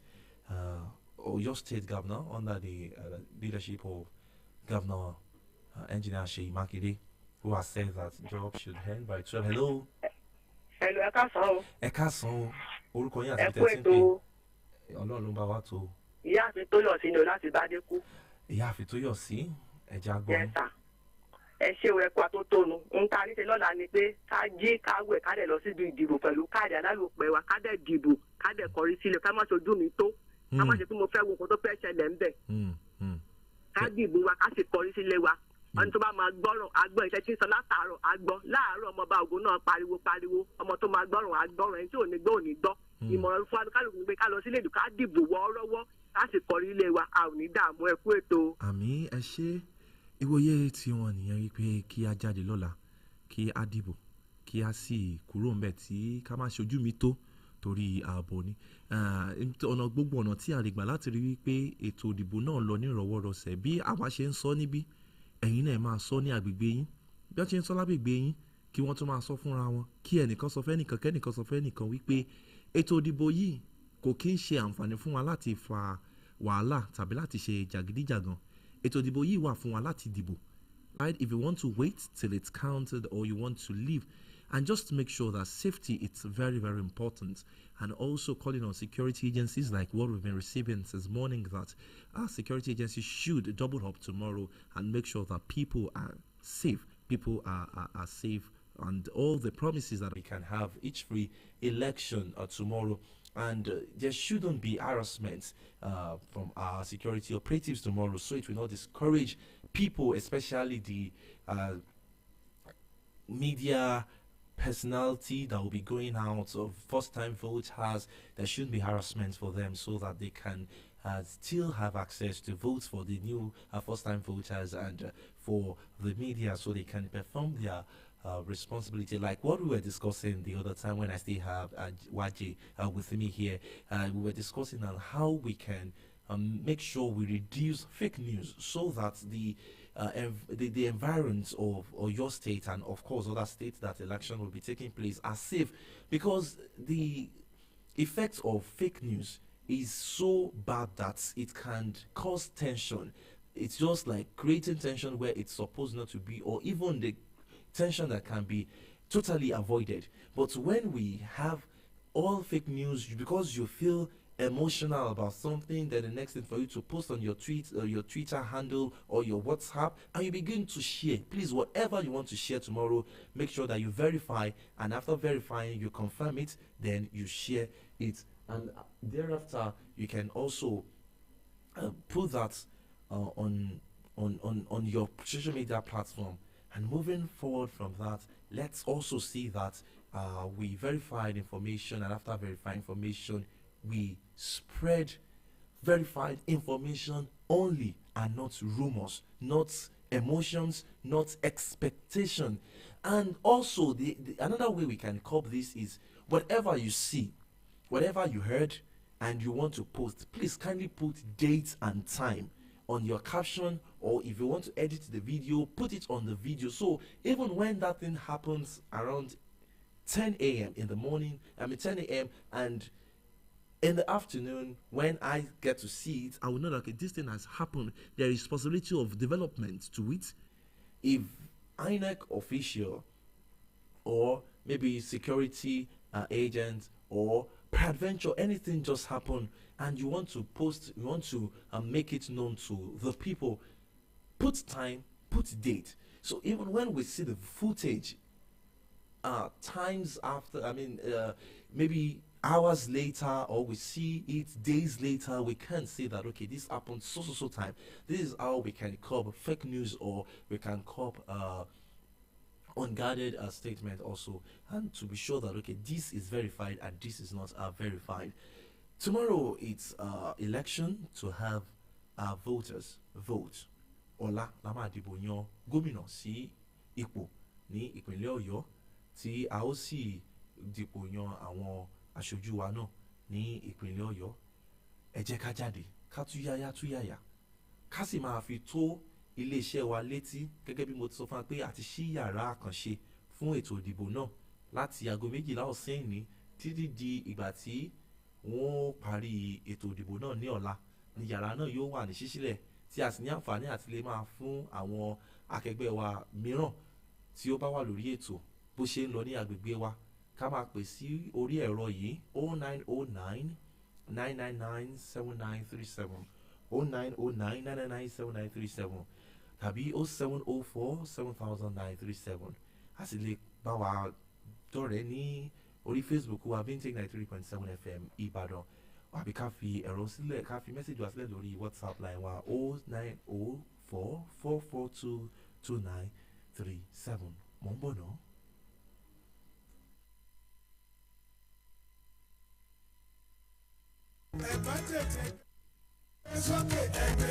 Yorùbá bọ̀ wọ́n ní àgbájọ ọwọ́ la fi sọ̀yà, àjèjì ọwọ́ kò gbẹ́rù dórí. Èyí la fi ń kan sára sí gbogbo ọmọ orílẹ̀-èdè Nàìjíríà fún ìfarajìn wọn nínú ètò ìdìbò sípò ààrẹ àti ilé ìgbìmọ̀ aṣòfin àgbà tó kọjá. Tó o bá wá ń gbọ́ gbègbè, ìwọ náà bá tètè gbé kán tó gbèjì sẹ́yìn kúlé rẹ̀. Ìdí rèé tí iléeṣẹ́ Vintage 93.7 FM fi ń fi àsìkò sọ fún wa pé ẹ jẹ́ ká túyáyá jáde láti dìbò nínú ètò ìdìbò sípò gómìnà àti ilé ìgbìmọ̀ aṣòfin tìpínlẹ̀ eléyìí tí ó wáyé lọ́jọ́ 18 oṣù kẹta ọdún tí a wà yìí. Ó sì ń bẹ̀ oníwọ̀n pinta lọ ṣojú ojúṣe rẹ gẹ́gẹ́ bí ọmọ orílẹ̀-èdè nàìjíríà kọ́ mọ̀ bá àtọ́jú rẹ yàn mẹ́bọ̀. iléeṣẹ́ vintage 93.7 FM ló ní pé lọ́ọ́ dìbò rẹ fún ojúṣe tọkàn rẹ fẹ́.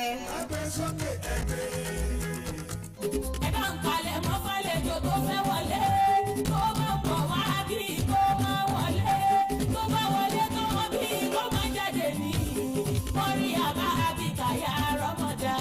Assalamu alaikum gbogbo àwọn múmìnì àti múmìnà òdodo bí wẹ́rẹ́dẹ̀wẹ̀rẹ̀ oṣù àpọ́nlé oṣù ìkẹtùnwọlé dé èyí ní iléeṣẹ́ vintage 93.7 FM kí wa pé a kó àmójúbò oṣù Ramadan àwa kí sí gbogbo àwọn olùránṣẹ́ Ọlọ́run lọ́wọ́ tó fẹ́ ṣiṣẹ́ olóore lásìkò oṣù lámlá náà yìí pé ààyè ti ṣí sílẹ̀ báyìí láti wá ṣonígbọ̀wọ́ àwọn ètò wa lọ́lọ́kan òjọ̀kan wá sí ọlọ́gbọ̀n ìṣẹ́jú mẹ́ẹ̀ẹ́dógún ìṣẹ́jú mẹ́wàá àti bẹ́ẹ̀ bẹ́ẹ̀ lọ bóyá lójoojúmọ́ ni lẹ́yìn ìṣínú ní gbogbo wákàtí ìmáàmù wa ṣe wáàsí tán kọ́gbọ́n nínú wáàsí wọn ẹ mọ̀ gbẹ̀bọ̀ wá sórí ìkànnì vintage 93.7 FM kó lè jàǹfààní fún gbogbo ayé ẹ kàn sí iléeṣẹ́ wa ní block E number 26 ní ẹ̀bá ilé epo Total Olúyọ̀lé Industrial Estate Ìbàdàn tàbí kí ẹ pè Ahmed Àkànmú lórí ẹ̀rọ ìbánisọ̀rọ̀ 08068856085 tàbí ẹ lè pè Mujib sórí 0706108310 ẹ tún lè pè Ìbídùn Mustapha sórí 09097757975 Ramadan Kareem. mọ́rí àbá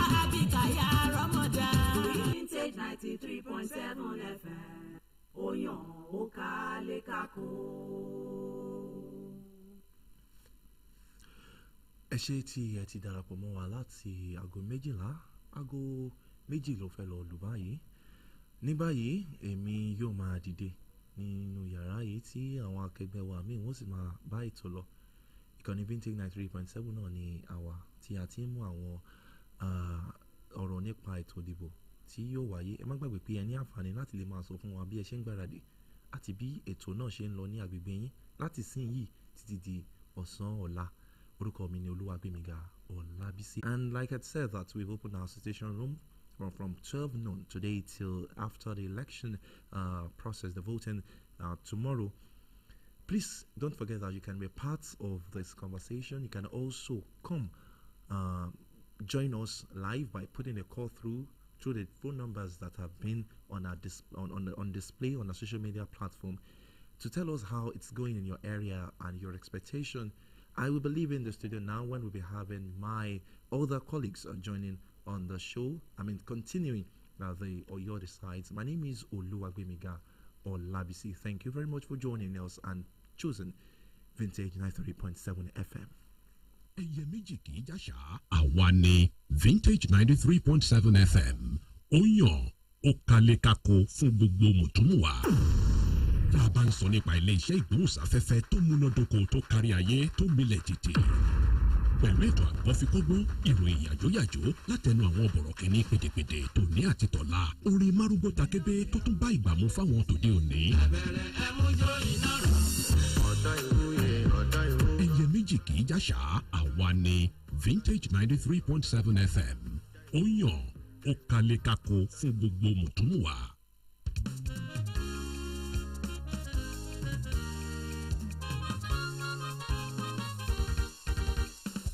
I pledge to Nigeria, my country, to be faithful, loyal, and honest. Kò sí bí kíbi tí mo rè kémi ò ní fọwọ́ sọ̀yà. Ọmọ Naija máa ní mí. I pledge to Nigeria, my country, to be faithful, loyal, and honest. Kò sí bí kíbi tí mo rè kémi ò ní fọwọ́ sọ̀yà. Ọmọ Naija máa ní mí. To defend our unity, uphold our honor and glory. Kò sí bí kíbi tí mo rè kémi ò ní fọwọ́ sọ̀yà. Ọmọ Naija máa ní mí. I pledge to Nigeria, my country, to be faithful, loyal, and honest. Kò sí bí ò ní fọwọ́ sọ̀yà. Ọmọ Naija máa ní mí. To defend our unity, uphold our honor and glory. Kò sí bí kíbi tí mo rè kémi ò ní fọwọ́ sọ̀yà. Ọmọ Naija máa ní mí. I pledge to Nigeria, my country, to be faithful, loyal, and honest. Kò sí bí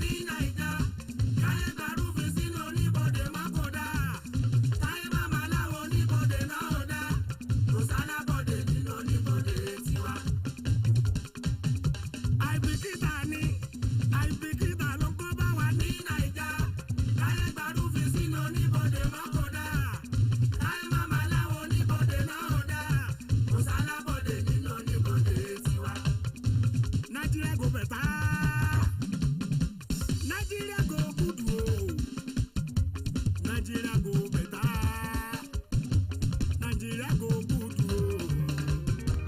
Nigeria go better. Nigeria go good. Nigeria go better. Nigeria go good. Nigeria go better, Nigeria go good. Ẹ káàsán níbikíbi tí ẹ ti ń lórí ọ̀fẹ́ àti gbọ́ ìkànnì Vintage 93.7 FM. Akínyìn tẹ̀sọ́ bẹ́ẹ̀ ni akínyìn tológun sọ́wọ́ sẹ́yìn à ń bẹ̀ yẹn sà sọ́wọ́ sẹ́yìn à ń bẹ̀ yẹn mà.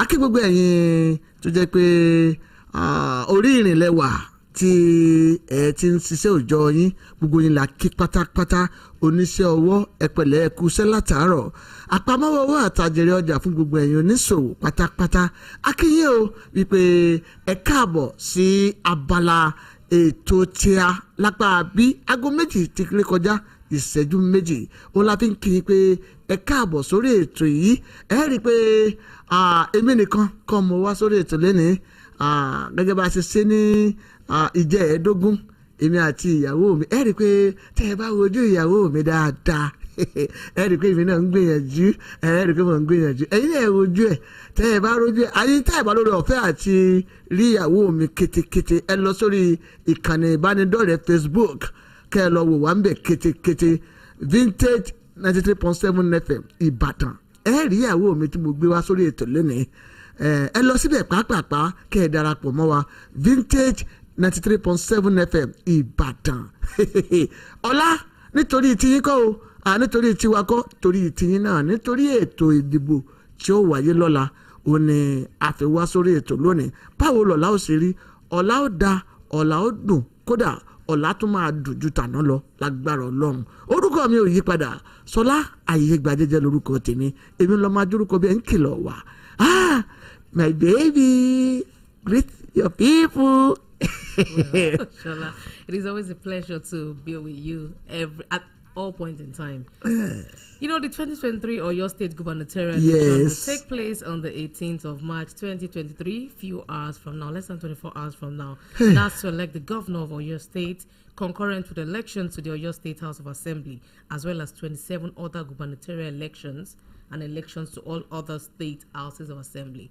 How ready are you? How prepared are you? My name is Patience Udo, and of course I welcome you to the situation report room of the Vintage 93.7 FM right here in the city of Ibadan, Oluyole precisely. And yes, this is Oyo Decide, where we'll be talking about virtually everything in Oyo State. Of course, it's almost here. It's almost here. Tomorrow is the election we've been talking about. It was postponed sometime last week. It was supposed to have been held on the 11th of March. Yes, it is almost here. Shola, once again, I say I'm glad to be here. And for our dear listeners out there, I'm happy to be here. Of course, you can always join us. He said he has I am his beautiful wife. Patience. Well, Patience, let me just tell you the truth. Before man and God, gbogbo nǹkan ló fi rẹwà. Thank you. Ojú rẹwà. Èdè tó tún àwọn òyìnbó tó tún jábọ́ lẹ́nu ẹ̀gán tún tútù. Rọlọ tí n bá gba salary tí n bá kó délé ẹ má wulẹ̀ béèrè lọ́wọ́ mi béèrè lọ́wọ́ Patience Udo. You can actually make someone forget the reason why they are here. Yes, please. You can stream if you're. If you want to see what I mean, you want to. Ẹ lọ sórí Vintage right here. Ẹ má gba nọ́mbà ẹ ọkẹ sọ̀rọ̀ ayé o ẹ kàn lọ sórí Vintage lẹ́bọ̀sán ọmọọba ògo ojú òní tiẹ̀ káàbọ̀ sórí ètò Vintage 93.7 FM Ìbàdàn òní Facebook tẹ́ fi máa wò wá kétékété ohun tá a fi wá sórí ètò lónìí òní ká béèrè pé kí lójúṣe yín kí lójúṣe ojúṣe tiwa làwa ń ṣe lọ́wọ́lọ́wọ́ báyìí kí ni ojúṣe tiyín fún ìdàgbàsókè ìpínlẹ̀ Ọ̀yọ́ kí ni àwọn nǹkan tẹ́ ẹ ní lọ́kàn fún kí ìpínlẹ̀ Ọ̀yọ́ kó lè gòkè àgbà torí pé lókè lẹ́yẹ ń fọhùn òkè lọ ìpínlẹ̀ Ọ̀yọ́ wà ìpínlẹ̀ Ọ̀yọ́ ò sí lára àwọn ìpínlẹ̀ tí ó lè láéláé ó la fẹ́ ń bèè yín ìpè báwo ni ọ̀la ó sì rí torí pé ọ̀la ní ètò ìdìbò sí ipò gómìnà ó ń lèmi àti ìyàwó mi Patience Udo la fi wá sórí ètò lónìí àjọ máa ṣe èyí tá a fi ṣe lẹ́nìí tí ó dùn tí máa fi ní gbọ́ngbọ́n náà ni pé àwọn ìròyìn tó ń tẹ̀ wá lọ́wọ́ ló ní yàjóyàjó àmọ́ bẹ́ẹ̀ lẹ̀ fún yín tẹ̀yìn tẹ̀sí wà nílé tẹ́ẹ̀mọ́ bá wa dá sí i àwa nìkan kọ́ àjọ ṣètò tòní ni àwọn ìròyìn kan bẹ lọ́wọ́ wa ń bí lẹ́nìí tá a jù ú lẹ̀ tá a bá ti ń gbọ́ ní ti Yorùbá ẹ máa gbọ́ ní tẹ́lẹ̀ èdè èbó 80% ẹ máa gbọ́. What Shola means right there is we would be talking about stories, news rather, that has to do with the election for tomorrow. Of course, don't forget that you can get accurate information right there in our studio. We give you as it comes, trustworthy information, right from the horse's mouth. So we'll be giving you stories and we'll be talking about them. Also, would actually like to know how well you know your candidates. Yes. I know a lot of people would say, I am for this candidate, I know this candidate. How well do you know your candidate? We'll be talking about it right here from 2 p.m. to 4 p.m. In the studio, Vintage 93.7 FM. Don't forget you can stream on Facebook to actually be part of this, Vintage 93.7 FM Ibadan. And you can go to all of our social media handles on Twitter, Instagram, Vintage 93.7 FM. You would also be allowed to call in to be a part of this. How well are you prepared? Do you have your PVC ready? Do you know your polling units? How well do you know your candidates? Shola, do we go on a break? And when we come back, we'll talk about the stories, the news, and ohun tí patience ń sọ lápá bí ni pé ayé ìbàdí náà á lọ sí òkè lọ́hùn tá a fi ẹsẹ̀ rajó tá a bá wá ti òkèdè á wà bẹ̀rẹ̀ sí ń gbé sí létí àwọn ìròyìn lóní tuntun àwọn ìròyìn lóní yàjóyàjó èyí tó ń tẹ̀ wá lọ́wọ́ Akin ẹ̀kọ́ kalẹ̀ ọmọ yìí gbé sókè orí àrídùnnú. We'll be right back. Olè ẹni tó kàn wá o láfi ní. Olè ẹni tó kàn wá láfi ní. Ká máa fi òkè òdà kọ yòókù. Olè kan ọmọ lábẹ́ ètò tó kàn ní sẹ́. Adẹ́pẹ́ àtúkò sẹ́ni kan tó dá sí. Àbọ̀ ọdẹ bá pẹ̀tù rẹ̀ lé. Oyè gbogbo ẹtù wọ́n ṣe fà oró. Títa tó kọ́ máa ta ẹkùn ló pápá. Láì lè gbé oṣù bọ́ bá ló pẹ́ kùn. Ìbá bàrà ló pa gbá. Bàbá ní kò kàn wá o, àwọn lè sọ. Kò kàn wá o, àwọn lè sọ. Olè ẹni tó kàn wá o láfi ní. Ká máa fi ohun tí ò dákọ̀ yòókù. Oyè kan ọmọ làkejì tó kàn ní sẹ́. Dẹ́rù tó mọ̀ kó máa lè dágbé oyè. Dẹ́rù tó mọ̀ kó máa lè gbé ọ̀rẹ́ mi. Dẹ́rù tó mọ̀ kó máa lè dágbé oyè. Dẹ́rù tó mọ̀ kó máa lè dágbé oyè. Dẹ́rù tó mọ̀ kó máa lè gbé ọ̀rẹ́ mi. Dẹ́rù tó mọ̀ kó máa lè dágbé oyè. Dẹ́rù tó mọ̀ kó máa lè dágbé oyè. Dẹ́rù tó mọ̀ kó máa lè gbé ọ̀rẹ́ mi. Dẹ́rù tó mọ̀ kó máa lè dágbé oyè. Dẹ́rù tó mọ̀ kó máa lè dágbé oyè. Dẹ́rù tó mọ̀ kó máa lè gbé ọ̀rẹ́ mi. Dẹ́rù tó mọ̀ kó máa lè dágbé oyè. Dẹ́rù tó rò kó máa gbélé báyẹ̀ rí. Lẹ́sẹ̀kẹsẹ̀ ló máa tún gbé ọ̀rẹ́ mi. Dẹ́rù tó mọ̀ kó máa lè dágbé oyè. Dẹ́rù tó mọ̀ kó máa lè dágbé oyè. Dẹ́rù tó mọ̀ kó máa lè gbé ọ̀rẹ́ mi. Dẹ́rù tó mọ̀ kó máa lè dágbé oyè. Dẹ́rù tó rò kó máa gbélé báyẹ̀ rí. Lẹ́sẹ̀kẹsẹ̀ ló máa tún gbé ọ̀rẹ́ mi. Dẹ́rù tó mọ̀ kó máa lè dágbé oyè. Dẹ́rù tó mọ̀ kó máa lè dágbé oyè. Dẹ́rù tó mọ̀ kó máa lè gbé ọ̀rẹ́ mi. Dẹ́rù tó mọ̀ kó máa lè dágbé oyè.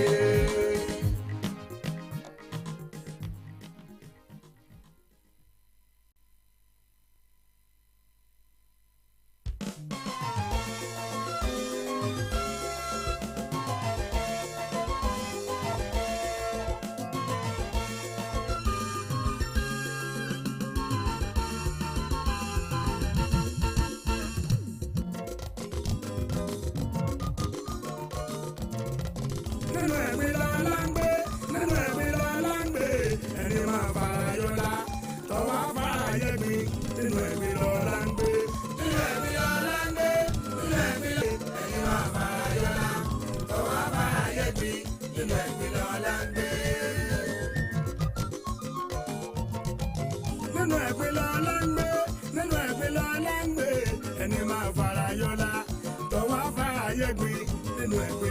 ń gbé. Nínú ẹ̀mí lọ́la ń gbé, nínú ẹ̀mí lọ́la ń gbé, ẹni máa fara yọlá, tọ́wọ́ fara yẹgbin, nínú ẹ̀mí lọ́la ń gbé. Nínú ẹ̀gbin lọ́la ń gbé ẹni tí ó fara yọ́lá yóò fara yẹ̀gbin. Ẹ jẹ́ kí wọ́n túmọ̀ rẹ̀ fún yín dáadáa. Tí a bá ń fẹ́ àlàáfíà àti ìdàgbàsókè nípínlẹ̀ Ọ̀yọ́ àwa náà gbọ́dọ̀ ṣe ojúṣe ṣe ojúṣe. Òun fi ni pé nínú ẹ̀gbin lọ́la ń gbé ẹni ó fara yọ́lá yóò fara yí ẹ̀gbin. Tá a bá jẹ́ kí ìpínlẹ̀ Ọ̀yọ́ gòkè àgbà àwa náà ní ojúṣe tá a ṣe.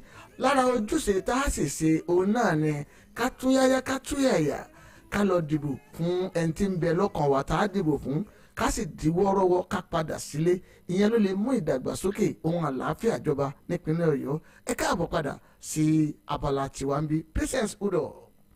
I welcome you back to the Situation Room right here on Vintage 93.7 FM. I am Patience Udo, as Shola said. And of course, few hours from now, people will be out there with their PVCs to go vote for their gubernatorial candidate. I mean, their choice. And don't forget that your vote is your right. And I know a lot of things happened in the election before the presidential election, and that deterred a lot of people, made people feel they would not actually go out now. But trust me, your vote is your right.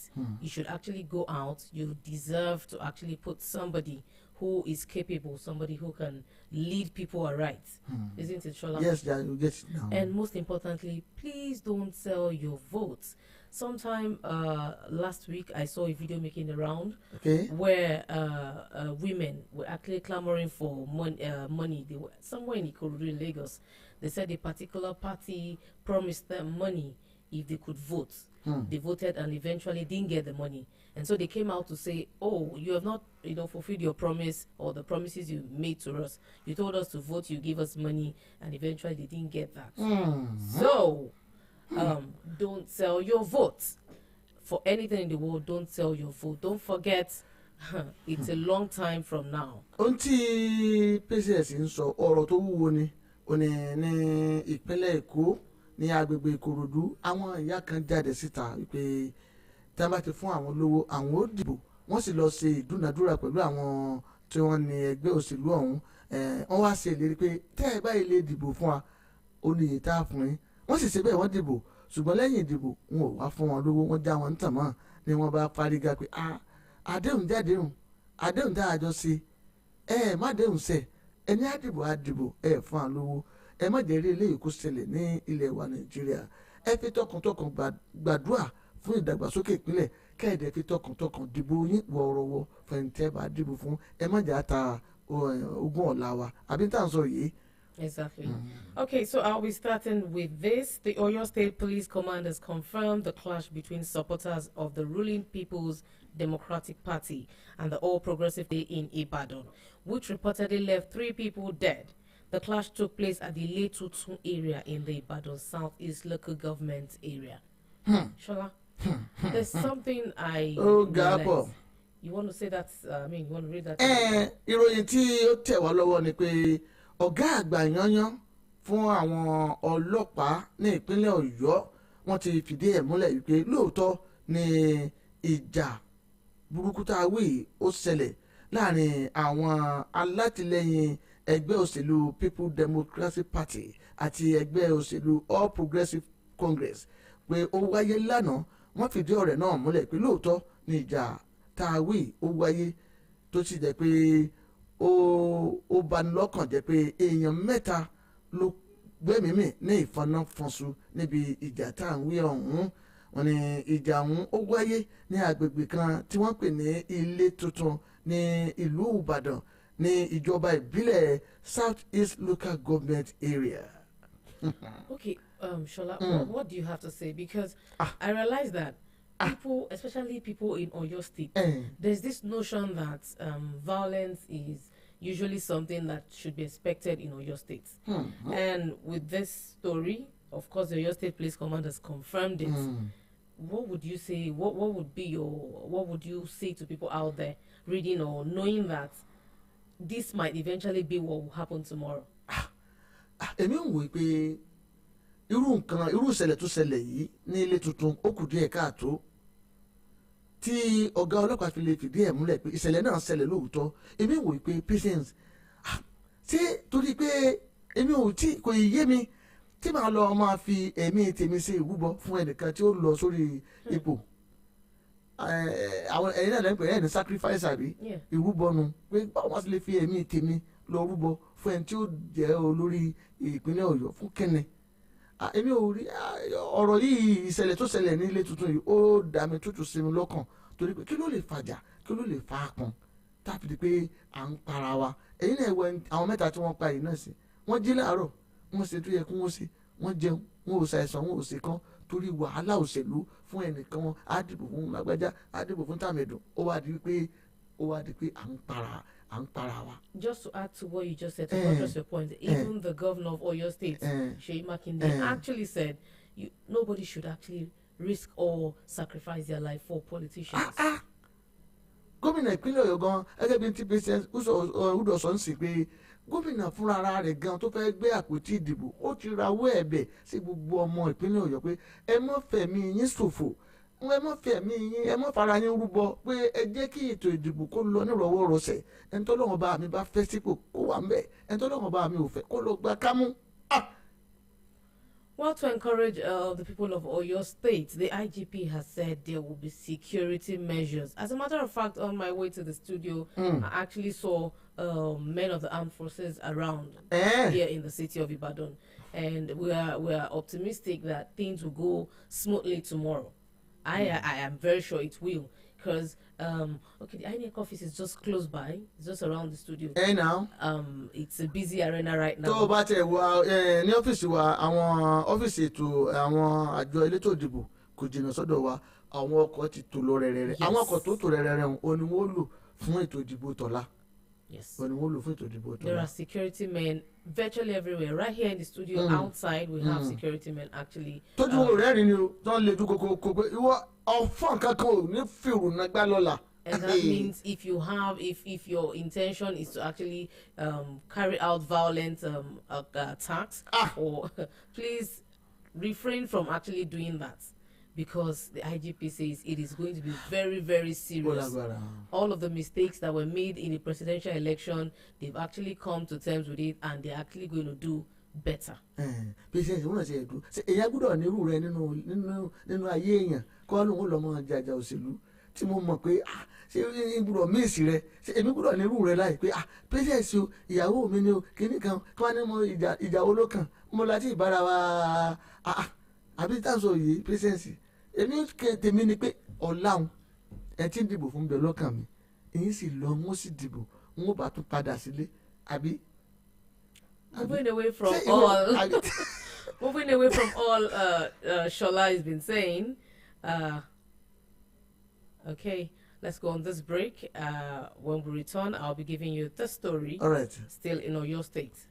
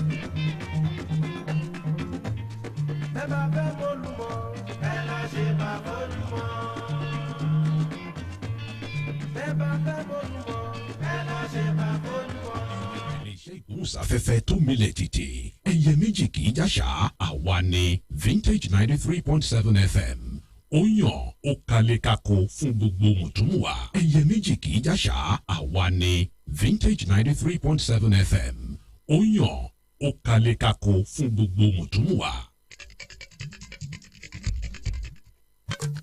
Vintage 93.7 FM ó yàn ó kalẹ̀ kako lápolú ọjà kájé kó bùkájẹ́ lápolú ọjà kájé kó wọ̀gbà Vintage 93.7 FM ó yàn ó kalẹ̀ kákó. Vintage 93.7 FM ó yàn ó kálé ó kákó. Bí a bá ń sọ nípa rédíò àtàtà ojúlówó alára àgbà ìdá rédíò tó ń gbàṣà tí ìṣẹ́gà Vintage 93.7 FM àwa làgbà ó wà àwa ni bàbá àwa ni bàbá Vintage 93.7 FM ó yàn ó kálé kákó.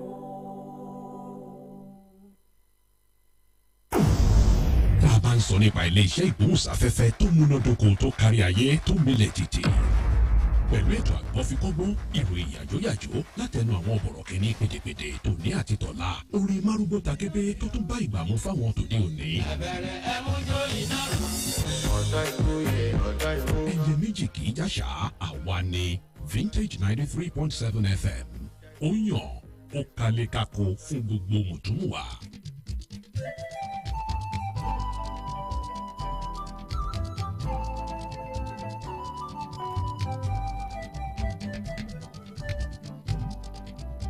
ẹ jẹ́ ká jùmọ̀ ká gbé e lárugẹ ara ò gbọ́dọ̀ kú sí wa nínú ògo ilẹ̀ yìí ò gbọ́dọ̀ bàjẹ́ àjogúnbá wa o ogún ìbí wa ni. Bí a bá ń sọ nípa rédíò àtàtà ojúlówó alára àgbà ìdá rédíò tó ń gbàṣà tí ìṣẹ́gà Vintage 90.7 FM àwa làgbà ó àwa ni bàbá.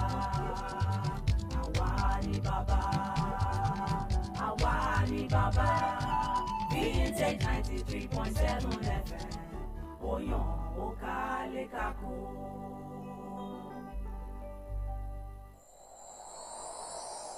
From the rising of the sun in the east to the setting in the west, we are unchanged, unparalleled.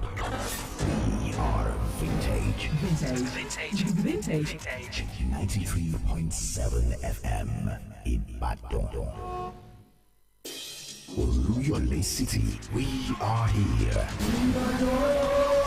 Ibadan. Check us out on 93.7 FM. Vintage. Vintage. We are 93.7 FM. Tá a bá ń sọ nípa ilé-iṣẹ́ ìgbóhùnsáfẹ́fẹ́ tó milẹ̀ tìtì ẹyẹ méjì kì í jàṣà àwa ni Vintage 93.7 FM.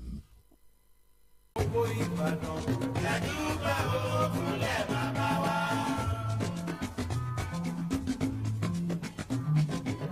Olúyọ̀lé ẹ̀dúgbà òkúlẹ̀ bàbá wa.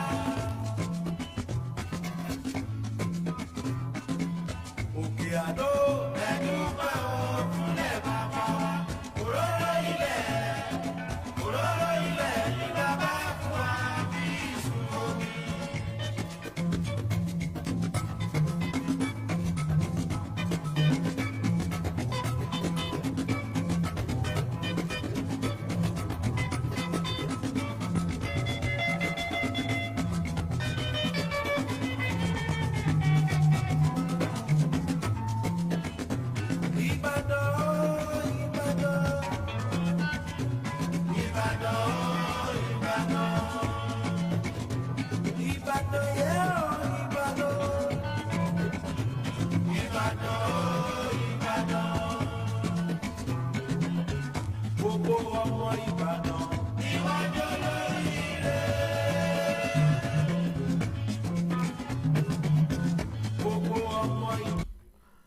bẹ́ẹ̀ ni gbogbo àwọn ọmọ ìbàdàn pátápátá àti olùgbé ìbàdàn àtọmọ bíbí ìbàdàn olóríire ń gbogbo wa àwa tá à ń gbé bẹ̀ tá a jẹ́ àlejò olóríire àwa tá a sì jẹ́ ọmọ gangan ìbàdàn olóríire ó ní a fi ń bẹ gbogbo ọmọ ìpínlẹ̀ ọ̀yọ́ jákèjádò ìbàràpá méjèèje òkè ògùn lápapọ̀ ìbàdàn ọ̀yọ́ ọmọláàfin òjòpàṣẹkẹrẹ mọ́dé ọmọ tàtìbà ògbómọ̀ṣọ́ ògbómọjógun ajílété gbogbo yín la kí pátápátá fún ti ètò ìdìbò tó ń bọ̀ lọ́la ẹ dákun a fẹ́ kí ẹ lọ dìbò wọ́ọ́rọ́wọ́ kí ẹ dẹ̀ gba àlàáfíà láàyè ní báyìí a sojú òpó lẹ̀ torí tí náà la ṣe wá sórí ètò lónìí ń tà dẹ̀ fẹ́ kẹ́ ẹ bá wa ṣe ẹjọ́ abẹ̀yìn ṣe é mọ̀ wípé ọ̀la gángan ní ètò ìdìbò bí nǹkan sì ṣe ń lọ báyìí àwa bẹ̀yìn ká ní pé lóòótọ́ àti lódodo lẹ jẹ́ olólùfẹ́ iléeṣẹ́ vintage 93.7 FM abẹ̀yìn kódà orí ìdọ̀bálẹ̀ la wà yìí tẹ́ ẹ bá fẹ́ pè wọlé ẹ dákun ẹ má jà á sọ̀rọ̀ àlùfànṣá ẹ sì má jà á ṣe kí ni ẹ má jà á polongo ìbò fún ẹnì kankan àbí tá à ń sọ yìí ẹ má polongo ìbò fẹ́nì kankan abẹ̀yìn ni arọ̀ yín ni ntí akànfẹ́ kẹ́ ẹ bá wa sọ ni pé ojúṣe wo lẹ́yìn fẹ́ ṣe lọ́la láti lè jẹ́ kí àlàáfíà ó jọba ní ìpínlẹ̀ Ọ̀yọ́ ẹ dákun tẹ́ ẹ bá ti lórí ọ̀fẹ́ àti pé wọlé ẹ já sọ̀rọ̀ ní tọmọlúàbí ẹ má jà sọ̀rọ̀ tí ó fa dúkùrú ẹ má jà sọ̀rọ̀ èyí tó fa ìjọ̀gbọ̀n ká sì má polongo ìbò fún ẹnì kankan ẹ torí Ọlọ́run abẹ̀yìn arọ̀ yín ni o ẹ jọ àfọlọ́run bẹ̀yìn. Thank you for staying with us. It is still our Situation Room report. Of course, it is officially open. It's been open since 12 p.m. today, and you'll be here. We'll be here till the end of the election tomorrow. It is Vintage 93.7 FM, and we'll be talking everything regarding Oyo Decide. Yes, sir, if you're listening to us and you want to be a part of this program before you call in, please make sure that you are not campaigning when you're calling in. And make sure that when you call, you're far from your radio set or your phone. If you're streaming from Facebook, don't forget no campaigning. When you call in, just tell us your expectations, how ready you are, what should be put in place. I mean, we all went out for the presidential election, and there were things people noticed and all. But of course, there are things you also want to be corrected. You can actually air your view without mentioning parties and campaigning. Actually, hello. Hello. ẹ káàsán orúkọ yín bolẹ̀ tí ń pè wá. Mr. Adéníjì láti odò ọ̀nà. Adémọ́lá Adéníjì láti odò ọ̀nà. Adémọ́lá Adéníjì. Àrílọ́lá yẹn tèmi fẹ́ níbi mo ti fẹ́ dìbò. Odò kan wá ń pe àdúgbò yẹn. Hello? Hello, we can hear you. Àbí ń fẹ́ kí sójà ní kí wọ́n fún wa lọ́yìn tó lọ yẹn. Mo rẹ́ ààrẹ ni tí ó lọ aṣọ mọ́lọ́pàá lọ́rùn. Ọlọ́pàá kan sì sójà kan sì ju ọlọ́pàá 10 lọ. Mo fún wa ní àwọn sójà lọ́la. Olùbà àrọ̀ ọdún, olùbà àrọ̀ ọdún. Láwọn tí ó dìbò ní ìtọ́lọ nǹkan, wọ́n wà dìbò lọ́lọ́. Ẹni pé òtún bá pọ̀ sí, ọmọ nǹkan náà dẹ̀ pọ̀ sí. Ẹni tó jábá dẹ̀ náà, bóyá gbogbo lọ́jọ́ ó tò, lọ́sùn tó márùn-ún kò máa lò ní. Sójà ni ẹ fún ẹjọ́, ẹ bá mi sọ fún wa. Okay, thank you. Ohun tí Mr. Adémọ́lá Adéníjì ń sọ ni pé àwọn sójà kò gbèrègbè ni wọ́n ní àwọn fẹ́ ní agbègbè odò ọ̀nà. Wọ́n ní èyí tó kọjá lọ́rùn pé àwọn eré nìkan tí ń lọ sọ ọmọ ọlọ́pàá lọ́rùn ó túmọ̀ sí pé kò sí ìbọ̀wọ̀ fún ọlọ́pàá bíi ti sójà. Ó ní sójà kan ó lójú ọlọ́pàá 10 lọ. I'm sure men of the armed forces are actually hearing this, and appropriate measures should be taken. Be the police, they actually can do their job appropriately. Yes. Nígbà tí ẹ fi lórí ọ̀fẹ́ àti pè wá ẹ rí i pé àti ẹ̀ tí ì fi nọ́mbà alẹ́ àwọn kan ti ní nọ́mbà wa lọ́wọ́ fún àǹfààní ẹ̀yin tẹ́ ẹ̀ ní nọ́mbà wa lọ́wọ́ tó jẹ́ pé ẹ kàn ṣàdédé já sí tẹ́ ẹ̀ ń gbọ́ ètò yìí ẹ̀yin náà wá fẹ́ dá sí ètò ẹ jẹ́ ń fún wọn ní nọ́mbà tẹ́ ẹ̀ láǹfààní àti pé mo fẹ́ kẹ́ ẹ mú bá ròyìn tàbí kẹ́ ẹ tẹ fóònù yín sílẹ̀ kí n máa pè é kẹ́ ẹ sì máa ṣe kí ni kẹ́ ẹ máa save ẹ̀ sórí fóònù yín torí ìjọ míì táì bàtú lórí ọ̀fẹ́ àti pé nọ́mbà àkọ́kọ́ ò ní 090 99 99 79 37 0 99 99 79 37 090 99 99 79 37 tàbí 070 47 000 937 070 47 Odometa 937. Hello, good afternoon. Hello, good afternoon. Ẹ bá wa ní rédíò yín lẹ̀, ẹ bá wa ní rédíò yín lẹ̀, etí ògbéjì. Okay. À ń gbọ́ yín báyìí. Your name and where you're calling from? Orúkọ yín sá o. Ẹ jẹ́ fún ẹlòmíì láǹfààní láti pè. Ẹ jẹ́ fún ẹlòmíì láǹfààní láti pè. Tẹ́ ẹ bá ti. Hello. Ẹ káàsán. Ẹ ra sàn. orúkọ yín. ẹni ọlọ́run náà sábà. ṣùgbọ́n tí a bá fẹ́ gbàyàn lórí ọ̀fẹ́ àti sọ̀rọ̀ lórí àtẹ́gùn ẹ láti dárúkọ yín torí gbogbo ayé ló ń gbọ́ wa. Hello. ẹni tí ẹ bá fẹ́ bá wa sọ̀rọ̀ ó gbọ́dọ̀ dárúkọ rẹ̀ torí gbogbo ayé ló ń gbọ́ wa. We lost that caller right there. tó bá ti di pé ẹni ọlọ́run mọ̀ nǹkan mi ti fẹ́ wọnú ọ̀rọ̀ tí ò yẹ ká sọ wọ́n ti fẹ́ sọ àkúnimẹ̀ olúwa rẹ̀. So that's true. Hello. Hello, good afternoon. Hello. Please, when you call in, please speak up, please, and go far from your radio set. Tí ẹ bá ti pè ẹ jìnnà sí rédíò yín tàbí kẹ́yìn lẹ̀. Hello. Ẹ káàsán orúkọ yín bọ́lá tí ń pè.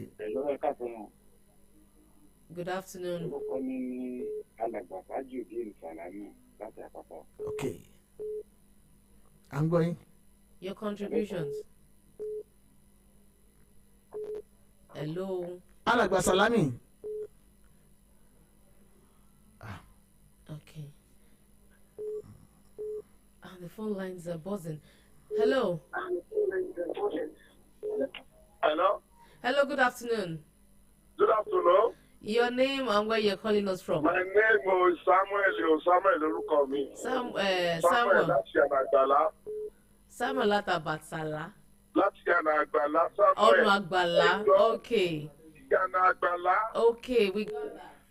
Ẹ jọ̀ọ́, contribution tèmi ni wípé kí àwọn INEC official tó bá wà unit ní any unit immediately tó bá ti vote tán ká bá wa post yẹ sórí online. Ọlọ́run á ràn wá lọ́wọ́ o. Ṣé gbọ́? Yes, noted. Àti gbọ́ sà. He says after the voting process, INEC should ensure that they post all the results. Hello? Hello. Hello? Hello, good afternoon. Ẹ káàsán orúkọ yín bọ́lá tí ń pè. Ìyáàfin Mojíọ̀kẹ́ ló ń pè láti ìdí ọmọ. Ìyáàfin Mojíọ̀kẹ́ láti ìdí ọmọ kí lẹ fẹ́ bá wa sọ lórí ètò yìí. Láti ìdí ọmọ. Bẹ́ẹ̀ni.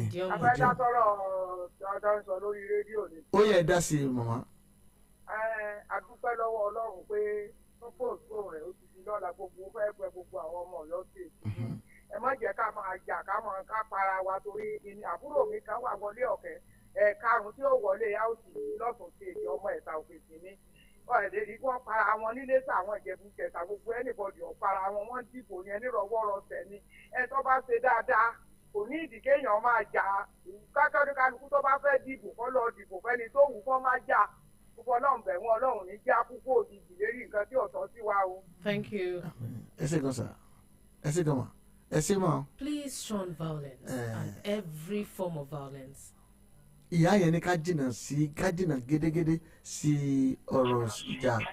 Hello, good afternoon. Hello, ẹ káàsán o. Ẹ káàsán orúkọ yín bolẹ̀ tí ń pè o. Ẹ kúṣẹ́ o. Olùwàṣẹ́. Iṣẹ́ ṣayé olóyèdè láti pápá ìtẹ̀síwájú Adọ́gba. Ok.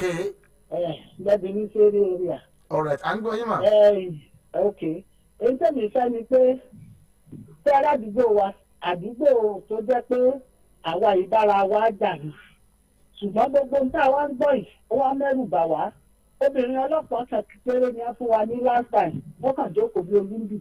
Afẹ́ àmì torí pé àmọ́ kí ni ó ṣẹlẹ̀ lọ́la mọ̀ pé lágbára Ọlọ́run àbúrò ò ní ṣẹlẹ̀ o torí gbogbo àwa tá a wà ní community àwa jẹ́ àwọn tó máa ń pa òfin mọ́ àjẹsí ń bára wa jà ọ̀tá fẹ́ ẹni tó yẹ pé pẹ̀lú irú nǹkan ló ṣẹlẹ̀ lánàá tí wọ́n para wọn tí wọ́n pa èèyàn mẹ́ta àwọn òfẹ́ irú ẹ̀ adẹ̀rọ gbogbo àti àkókò ìrọ̀ gbogbo àwọn èèyàn lọ́tún lọ́sì gẹ́gẹ́ bí táwọn èèyàn fi ń sọ àwọn èèyàn yìí ẹlòmíì tọ́kì ni ó mọ̀ fi mu wáìnì lọ́la kí wàá ní ti ata fẹ́ para wa torí náà ẹni tí wọ́n bá torí ẹ̀ fagbọn kò ní í dẹ́kun kò ní í dúró jẹ́ ẹ jẹ́ ká lọ dìbò ká jáde fẹ́ni tọ́kàn wa fẹ́ títa bá rí kó ṣe dáadáa ká tún gbé padà ẹni tá a bá sì fẹ́ ká ṣe ká kúrò bẹ́ẹ̀ sọ ọlọ́run ó wà pẹ̀lú wa wọn ní tẹ̀jẹ̀ wa tọmọtọmọ sílẹ̀ fún gbogbo Nàìjíríà o lọ́run ó bá wa ṣe o. Àmín ẹ ṣé gan. Thank you very much. 090 999-979-37. If you're calling in, you want to be a part of the program. Hello. Hello. Hello. Good afternoon. Ẹ káàsán. Ẹ káàsán. Ajagunwáyé ló ń sọ̀rọ̀ láti ògbóró ìjọsìn. Okay, please go ahead. Tèmi náà faramọ́ ni wípé kí wọ́n pèsè àwọn sọ́jà fún wa. Àwọn sọ́jà fún wa lọ́la. Okay. Okay. Ntẹ fẹ́nu. Hello. Hello. Tẹ́ ẹ bá ń darapọ̀ mọ́ wa fún ìgbà àkọ́kọ́ nọ́mbà tó wọ ojú òpó yìí ni 090-9999-7937 090-9999-7937. Hello. Hello. Good afternoon. Hello. Hello. Good afternoon. We can hear you. Àǹtí ń gbọ́ yín báyìí. Látàmúlòkó. Your name. Látàmúlòkó ni o. À ń gbọ́ yín. Ní ọ̀dọ̀ wa lámúlòkó, àwọn wàhálà àkọ́tọ̀ ṣẹlẹ̀ lè tọ́ lọ. Hello. À ń gbọ́ yín ẹnìṣú. Wàhálà àkọ́tọ̀ ṣẹlẹ̀ lè tọ́ lọ. Sọ́jà làwa náà fẹ́ ń bẹ̀. Sọ́jà òun la fẹ́ látàmúlòkó. Ó dà, àti gbọ́. Ẹ ṣé o. 0909999, that's 497937. Hello. Hello. Hello. Adéọlá látọlódó. Adéọlá láti Olódó. Ṣàlàáfíà ni. Àlàáfíà ni a kó ètò ọlọ́ọ̀bà wa ṣe o. Àwọn ọmọ gbogbo yẹn náà ni kí wọ́n mọ ẹja wọn dákun o. Ládùúgbò tiwa náà tó ń dìgbà láfẹ́ o. Hello? À ń gbọ́ yín ẹni ládùúgbò yín sójà lẹ́yìn náà fẹ́. Bẹ́ẹ̀ ni o sọ́jà láfẹ́ o sọ́jà láfẹ́. All right, kò ní séwu ẹ ṣé gan. Hello. Hello, sir. Good afternoon. Hello, good afternoon. Please, your name and where you're calling from. Okay, I think. Hello, orúkọ yín àti ibi tẹ́ ti ń pè wá. I never got that. Ó sọ Yorùbá tipátipá mi lẹ́nu. Orúkọ yín àti ibi tẹ́ ti ń pè wá. Hello. Hello, ẹ káàsán. Ẹ káàsán. Wàsíù ló ń sọ̀rọ̀ láti Ọ̀ṣun. Mr. Wàsíù láti Ọ̀ṣun. Láti Ìrẹsùn ọlọ́sẹ̀. Ìrẹsùn. Okay, please go on with your. Sọ́jà làwọn náà fẹ́ ládùúgbò wa. Are you going out to vote tomorrow? Hello. Okay. We should go on this break. When we return, we'll take as many calls as we can. Don't forget, it is the Situation Room of the Vintage 93.7 FM. Okay, just a call from my producer. Hello. Hello. Hello, orúkọ yín bọ̀ dípè. Bíọ́dún láti Àgbàlá. Okay, àǹtí Bíọ́dún. Yes, sir. Ẹ jọ̀ọ́ sójà la gbé lọ́dọ̀ òkúwa náà o. Sójà lẹ́yìn náà fẹ́. Ó ní o. Bẹ́ẹ̀ ni. Okay, àti gbọ́ yín. I hope the appropriate body is actually hearing all of this. Well, I'm sure they know what's best for every polling unit. I believe so.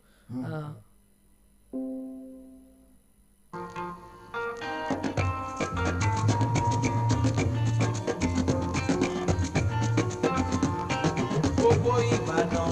Ẹ dúpẹ́ o fúnlẹ̀ bàbá wa. Olúyọ̀lé o. Ẹ dúpẹ́ o fúnlẹ̀ bàbá wa. Òkè Àdó. Ẹ dúpẹ́ o fúnlẹ̀ bàbá wa. Òróró ilẹ̀ ni bàbá fún wa bí ìṣù omi.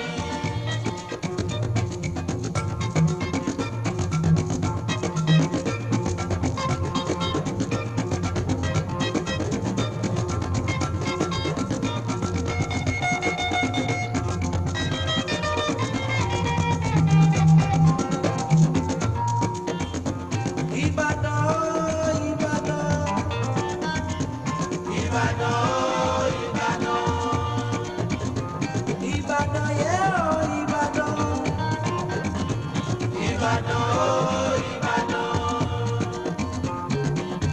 Gbogbo ọmọ Ìbàdàn níwájú lórí rẹ̀. Gbogbo ọmọ Ìbàdàn níwájú lórí rẹ̀. Wọ́n kì í fi bájáyé, wọ́n kọ́ ní mọ́ra. Jayéjayé Olúyọ̀lé pa wọ́n dára.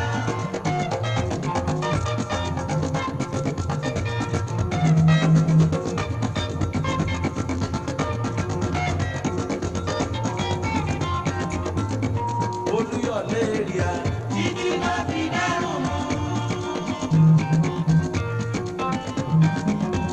Olúyọ̀lé ríà títí náà fi dárùn mú. Àjàgbé òye wọ̀ ti wá. Ọba fún mi láyọ̀ ti wá. Ọba Ìyábọ̀ ti wá. Bàbá Délé ò ti wá. Vintage 93.7 FM ó yàn ó kalẹ̀ kakó fún gbogbo mùtúmùwà. padà nígbà tí ẹ ti ń gbọ́ orin Ebenezer Obey níbi tá a wà yìí náà ni àwọn èèyàn ti ń lórí ọ̀fẹ́ àti pé ohun tí kálukú ń fẹ́ lọ́la àti ojúṣe wọn fún ètò ìdìbò èyí tó ń bọ̀ ní ọ̀la lágbára Ọlọ́run. Ojú òpó tó wọ ọ̀dọ̀ wa 090-9999-7937 hello tẹ́wọ́dẹ̀ ti pè ẹ dákun ẹ máa yín rédíò yín lẹ̀ tàbí kẹ́ ẹ jìnnà gédégédé síbi tí rédíò yín wà torí pé etí ò gbéjì. Hello. àwọn nǹkan tí àwọn èèyàn ti ń bá wa sọ wọ́n ní agbègbè àwọn wọ́n sà ń dárúkọ pé àwọn ológun sójà. hello orúkọ yín sà. hello sà. hello. ẹ káàsán. látàmúlòkó. ok. Sọlá Akíndélé lórúkọ mi látàmúlòkó. Sọlá Akíndélé. bẹ́ẹ̀ni látàmúlòkó. à ń gbọ́ yín sà. ẹ jọ̀ọ́ mo kí ẹ kú ètò. ètò ni lágbára Ọlọ́run iléeṣẹ́ ò ní bàjẹ́. àmín àmín inú mi Jésù. dùn gan-an ṣètò tẹ dálẹ̀ yìí. torí pé òye ẹ̀rù ń ba ọ̀pọ̀lọpọ̀ àwọn èèyàn láti jáde ìdìbò. àmọ́ inú tẹ gbélẹ̀ yìí ó tún fún ọ̀pọ̀lọpọ̀ àwọn èèyàn lọ́kàn balẹ̀ lọ́dọ̀ wa ń bì. àmọ́ ní ọ̀la ní ọ̀dọ̀ wa torí kò sí ọlọ́pàá kankan ní ètò lọ lọ́dọ̀ wa mọ̀ pé ó sì lọ àmọ́ ní ìsìn wọ́n lérí gbogbo àwọn tó jẹ́ wàhálà yẹn ti lérí wípé dandan lá àwọn ó sì wàhálà lọ́la sọ́jà làwa náà fẹ́ lọ́dọ̀ wa wọ́n fa ní sọ́jà torí bẹ́ẹ̀ bá mú ní ọmọlọ́pàá wa yọkàn máa nǹkan yẹn á máa dá wàhálà lẹ́yìn ẹ̀dá kò sọ́jà ni káwọn aláfẹ́ náà mọ gbọ́ bá àti ìsọyìn. ẹ ṣeun gan. ẹ̀sìn ẹ̀kú ẹ̀sìn ìbàjẹ́ oníṣẹ́ yóò ní ìdúró. àmín ẹ jẹ́ ń sọ kankan lórí ètò yìí president ó yẹ ká fi yé wọn pé ètò tá a gbé lẹ̀ yìí gbogbo àgbáyé ló ń wò wá ketekete bí wọ́n ṣe ń wò wá náà ni wọ́n ṣe ń gbọ́ wa àwọn aláṣẹ orílẹ̀-èdè Nàìjíríà tọ́lọ́wọ́n ọba àní kó àṣẹ orílẹ̀-èdè Nàìjíríà lé lọ́wọ́ wọ́n ń gbọ́ wa wọ́n sì ń wò wá ketekete báyìí gbogbo ń tẹ́ ẹ bá fẹ́ ní fún ọ̀la bẹ́ẹ̀ bá ṣe ń sọ ni wọ́n ṣe ń gbọ́ Vintage 93.7 ó ti kọjá ibi tá a fi ṣe o ètò tá à ń ṣe lénìí gbogbo ọmọ àgbáyé ló ń gbọ́ àtọmọ Nàìjíríà káàkiri àgbáyé ni wọ́n ń gbọ́ òmòfin ni pé ohun tẹ́ ẹ bá sọ ẹ jẹ́ kó jẹ́ ọ̀rọ̀ ọmọlúàbí àti ọmọ orílẹ̀-èdè Nàìjíríà rere àtọmọ ìpínlẹ̀ Ọ̀yọ́ rere kò ní bàjẹ́. What shall I say is that there are a lot of people listening to Vintage 93.7 FM. We have government officials. We have people at the top also listening. And when you're calling in, please make sure you're not campaigning. Hello. Hello, good Hello, afternoon. good afternoon, sir. Hello, ẹ káàsán. ẹ káàsán. Orúkọ yín bolẹ̀ tí ń pè wá. orúkọ mi ni Hafiz láti Ẹgbẹ́dá. Hello, Hafiz. Good afternoon. Hafiz láti Ẹgbẹ́dá ṣe ń gbọ́. À ń gbọ́ yín. ẹ jọ nítorí tọ́lọ́ torí ànábì sallallahu alaihi wasallam. pàṣẹ ní gbogbo èèyàn ló ń gbọ́ prógáàmù yín lágbàáyé. bẹ́ẹ̀ni. ẹ gbọ́ ẹ tí àìkẹ́ pariwo bí a kò tí ì lè bìtí ní táìmù sí wa kọ́rin post àwọn sójà sí gbogbo àti ìdìbò tó torí pápá àwọn ọlọ́kà ò lè ká àwọn títù yẹn o. so àdẹ́kẹ̀dẹ̀ sórúkọ bí tí iléeṣẹ́ yín yẹn wà kò wà lára kó orúkọ yẹn rẹ̀ dárúkọ rẹ̀ lára fún àwọn ibi polówó yín yẹn o. ó dáa. Orúkọ iléeṣẹ́ wa ni à ń pè ní Vintage. Thank you for your observation. Vintage 93.7 FM. Akalẹ̀ sí Olúyọ̀lé Industrial Estate ní ẹ̀yìn ilé epo Total. Iléeṣẹ́ wa Òmù gbagba ló wà ní Olúyọ̀lé ní Olúyọ̀lé Industrial Estate ní ẹ̀yìn ilé epo Total ibẹ̀ láwà kò ní bàjẹ́ Vintage 93.7 FM. Alright, tó bá di aago mẹ́ta ọ̀sán tó bá ti ń lù àyẹ̀bá àgbọ̀ ìròyìn lẹ́kùnrẹ́rẹ́ àwọn akọ́ṣẹ́mọṣẹ́ tí wọ́n mọ̀ nípa kásì òfin tó ròyìn ní Vintage 93.7 FM wọ́n ti tó gbogbo ẹ̀ wọ́n ti kó jọ àfẹ́kẹ́ yípo mẹ́ gbogbo àwọn ìròyìn tó ń lọ káàkiri jákèjádò ilẹ̀ wa Nàìjíríà àti nípínlẹ̀ Ọ̀yọ́ ni o gbogbo ẹ̀ lẹ́nu rẹ̀ ọ̀fẹ́ àti gbọ́ tó bá ti di aago mẹ́ta ọ̀sán ṣé Christians ń gbọ́ mi. Yes, by 3 p.m. Gbenga will be right here in the studio to give the news in Southwest. ẹnìkan ti wà lójú òkú. Hello. Hello. Hello. You know, one thing that has made me so happy is the fact that have you noticed Oyo State people, like they really want to vote. They are not deterred by all that's been happening or all that's happened in the past. I noticed that, you know, this particular election, people are really so interested in going out to vote, and that's a good one. It's a good one. I implore everyone that has their PVC, because that is, you know, very, very important. Somebody said, I don't have a PVC, but I want to vote. If you have your PVC, hello. Hello, Ekaso. Ekaso. Emma ti wọlé. Okay. Please go out there and exercise your rights. Hello, Ekaso. Hello, sir. Ekaso ma. Yes, sir. Yes, sir. Afẹ́rẹ́ ló ń sọ̀rọ̀ láti Akówódé Academy. Gbogbo tí wọ́n ti dìbò yẹn pátápátá ni kọ́kọ́ gbogbo sọ́jà sí pátápátá. Agbára ọlọ́pàá ò lè ká. Gbogbo tí wọ́n ti dìbò yẹn ni kọ́kọ́ gbogbo àwọn gbọdọgbọdọ sí. Ààrẹ ló ṣe o. Ẹ ṣé àdúpẹ́. Wọ́n kàn fẹ́ fi yé àwọn tí ń gbọ́ wa. Iṣẹ́ tí àwọn ọlọ́pàá ń ṣe kò kéré. Oríṣi ọlọ́pàá méjì ló wà. Àbí? Àwọn ọlọ́pàá kò gbèrègbè kan náà wà o. Tó jẹ́ pé ojú wọn gan ò rẹ́rìn. And we have been assured that they will do their job Wọ́n á ṣe èmi fi ń dá yín lójú pé àwọn ọlọ́pàá tẹ̀ ń wò yìí tẹ́ bá jẹ́ pé ká dàálẹ̀ ká tún sa wọ́n á ṣe iṣẹ́ dojú àmì. Ẹ dákun ẹ jẹ́ ọlá alágbára Ọlọ́run kò ní ṣe irúṣẹ́ lágbára Ọlọ́run èmi ń ṣe ládùúrà ni ìbò tá a ti ń dì ní Nàìjíríà tọ́lá yìí máa yàtọ̀ yóò sì yàtọ̀ sí rírí ni o tó jẹ́ pé àlàáfíà tá a ti rírí nípínlẹ̀ Ọ̀yọ́ yóò wáyé lọ́la ẹ lọ kọ́lẹ̀ Ọlọ́run ọba mi bẹ lórí tẹ́ tí ò yé padà àwọn aláàfáà ti tàdúà àwọn onígbàgbọ́ àwọn ẹlẹ́sìn àbáláyé ni o ẹlẹ́sìn ìbílẹ̀ ni o àti ẹlẹ́sìn kìrìsìtẹ́nì àti ẹlẹ́sìn mùsùlùmí wọ́n ti ṣe àdúrà tó pọ̀ gan Ọlọ́run sì rí elétí gbòǹgbàrò yé ni ó ti gbọ́ ẹ̀bẹ̀ wa nípínlẹ̀ Ọ̀yọ́ ẹ farabalẹ̀ fọkànbalẹ̀ gbogbo tẹ́ ń sọ wípé nta àfẹ́rẹ̀ gbogbo ẹ̀ náà ni wọ́n ṣe pátápátá kí àlàáfíà ó lè jọba nípínlẹ̀ Ọ̀yọ́ 090-99-99-79-37 tàbí 070-47 odometa 937 070-47 odometa 937 tàbí 090-99-99-79-37. Hello. Ẹ káàsán. Ẹ káàsán. Yes sir. Ẹ jọ ọ̀la yẹn. Orúkọ yín. Olúwaṣèyí Ọlámọdé lórúkọ mi. All right, I'm going sir.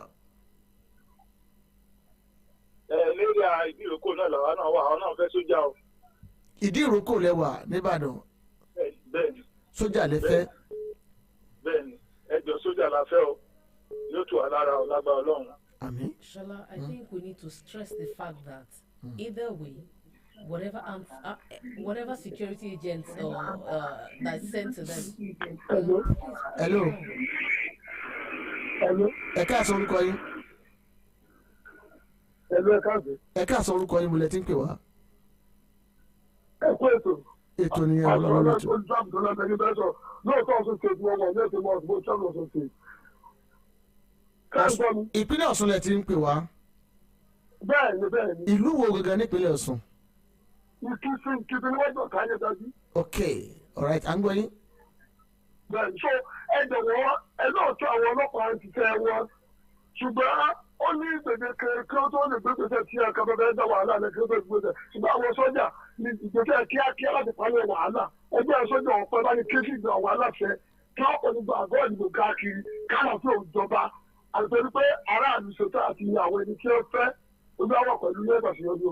ẹ ṣe gan ẹ ṣe àdúgbò ẹ o sọ̀rọ̀ kan bọ̀ patient n fẹ́ kó fulẹ̀. I said we should stress the fact that it is not if the police force sends people to a particular polling unit, the people should know that they are actually capable of taking care of that environment. Because everybody keeps requesting for soldiers. At the end of the day, it is not just Oyo State that is voting. Elections are going on in other states, right? So if you get policemen, like I said earlier, we have been assured that they are going to do their best. Nothing will go wrong. Just go in there, cast your vote. If you want to wait for it to be counted, fine. If not, you go home peacefully. Sẹ́ni ohun tí pété ẹ̀sìn sọ ọ̀rọ̀ tó nítumọ̀ ni pé ẹ wo ẹ má fojú bíntín ẹ sì má fojú kéré àwọn ọlọ́pàá ẹ dákun lóòótọ́ ń tẹ́ ẹ fẹ́ lè fẹ́ ṣùgbọ́n ẹ jẹ́ àfi dá yín lójú pé wọ́n ó ṣiṣẹ́ dojú àmì ibi tẹ́ ẹ̀ rán wọn dé àwọn ọlọ́pàá ó ṣiṣẹ́ jù bẹ́ẹ̀ lọ gbogbo tá a sáfẹ́ ni pé ìfọwọ́sowọ́pọ̀ ló ṣe kókó àti sójà o àbí àtọlọ́pàá o ìfọwọ́sowọ́pọ̀ ni tẹ́ ẹ bá lọ dìbò ní wọ́ọ́rọ́wọ́ àbí tẹ́ ẹ jà tẹ́ ẹ ṣe kan kí ló lọ́pàá bẹ́ẹ̀ ṣe kí ló sójà náà bẹ́ẹ̀ ṣe kò sí ìgbà tí ẹbí. You just walk in there, cast your vote and go home. tẹ́ bá dẹ̀ rí àwọn kan tẹ́ ń kóra àwọn tó tẹ́lá máa ṣèrú ẹ ti sáré pé ọlọ́pàá àbí pápápá ẹ pa kí ìfọwọ́sowọ́pọ̀ ló lè jẹ́ kí gbogbo ògùn régé. Because sometimes some of the men of these armed forces actually when people see some of them they actually get scared, thinking okay something might go wrong, but no, you don't. You can go to your polling unit, cast your vote with or without men of the armed forces, and go home and go on time. That's it. So káwọn tí àwọn elétò ìdìbò kún ó ṣiṣẹ́ wọn. Yes. Gbogbo wọn dẹ̀ ti fi ọkàn bá wọ́n ti fi wá lọ́kàn balẹ̀ àbí. The best person win. Lágbára Ọlọ́run bá a ṣe fẹ́ kó rí bẹ́ẹ̀ náà ló máa rí o nípínlẹ̀ Ọ̀yọ́ wa kò ní bàjẹ́ ìpínlẹ̀ Ọ̀yọ́ ò ní bàjẹ́ lágbára Ọlọ́run ọba mi sátì. We'll be going on this break and after that we'll have Benga giving us news from the southwest, and after that aago mẹ́ta kù ìṣẹ́jú márùn-ún báyìí táago mẹ́ta bá ti rí kogo Benga yóò ń bọ̀ wá fún wa ní ìròyìn lẹ́kùnrẹ́rẹ́ ẹ̀gún kẹ́kẹ́ àwọn ìròyìn tó lẹ́jà ń bá kàn nínú ẹ sì mọ̀ pé vintage ẹ ti mọ̀ wá mọ̀ sí wa àwọn ò ní bá wọn hìrà kódà a ní bá wọn hìrà lásán gan débi pé èyí ò lọ́mọ nínú àwọn akọ́ṣẹ́mọṣẹ́ òun la gbà síbí tí wọ́n dẹ̀ ń ṣe iṣẹ́ wọn lójú àmì ẹ ṣe àdúgbò tẹ̀ ń gbọ́ wa ẹ já lọ a tún padà wá gbogbo ara la fi ń padà bọ̀ ńgbà bá wa padà dé ẹ̀kúnrẹ́rẹ́ la padà dé lágbára Ọlọ́run ẹ ṣé o tẹ̀ ń pè wá ẹ ṣé o tẹ̀ ń bá wa ṣe kò ní bàjẹ́ thank you. iye méjì kì í jàṣà àwa ni Vintage 93.7 FM ó yàn ó kalẹ̀ kakó fún gbogbo mùtúmùwà.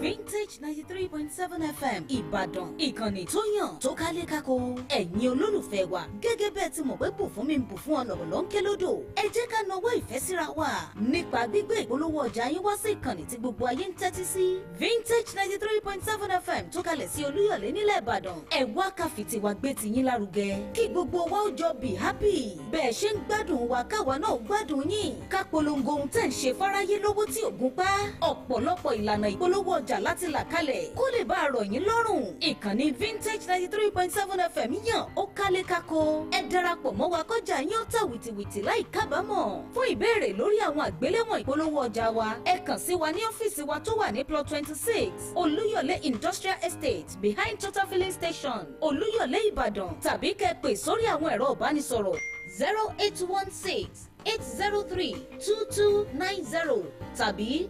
0818-5210-759. ẹni bólúwa ṣòwò kì í pàdánù ẹ jẹ́ ká polówó ọjà yín kọjá yín ó tà ní wìtìwìtì. Dear Love Doctor, I'm in love with two guys and I don't even know what to do. I found a love for me. Are you tired of getting it wrong in your relationships? Do you have love stories you would love to share about your relationships? Do you love love stories? Join the Love Doctor, Lady Pesh, on Heartstrings every Wednesday night from 9 p.m. to 10 p.m. on a journey of love. Dear Anonymous, go for the second guy. If you love the first, the second wouldn't be an option. ẹyẹ méjì kì í jàṣà àwa ni vintage 93.7 FM ó yàn ó kalẹ̀ kako fún gbogbo mùtúmùwà.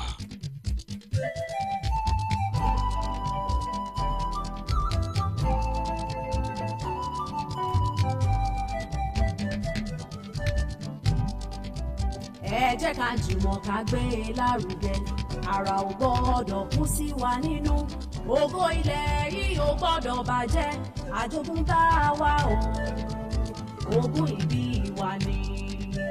bí a bá ń sọ nípa rédíò àtàtà ojúlówó alára àgbàyídá rédíò tó ń gbàṣà tí ìṣẹ́gá vintage 93.7 FM àwa làgbà o àwa ni bàbá. Àwa ni bàbá, àwa ni bàbá, vintage 93.7 FM, oyan ó kalẹ̀ kako.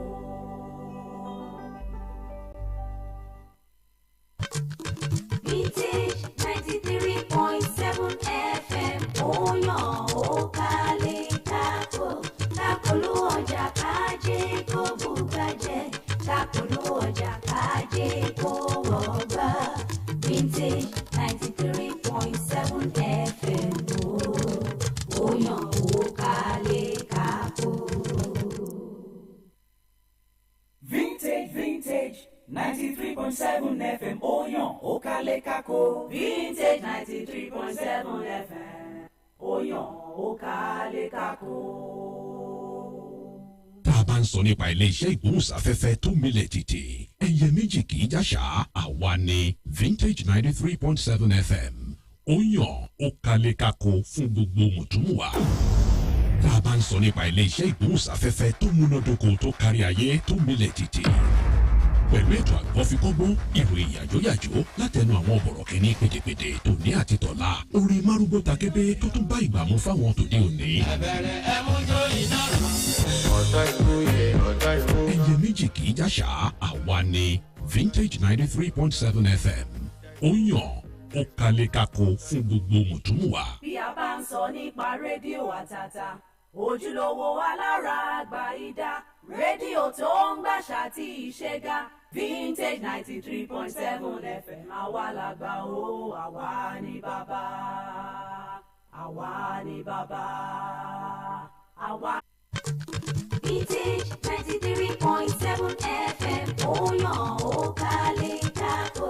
Lákòlò ọjà kájé kó bùgbàjẹ́, lákòlò ọjà kájé kó wọ̀gbà. Vintage 93.7 FM, oyan ó kalẹ̀ kako. Vintage 93.7 FM, oyan ó kalẹ̀ kako. Vintage 93.7 FM. Vintage 93.7 FM.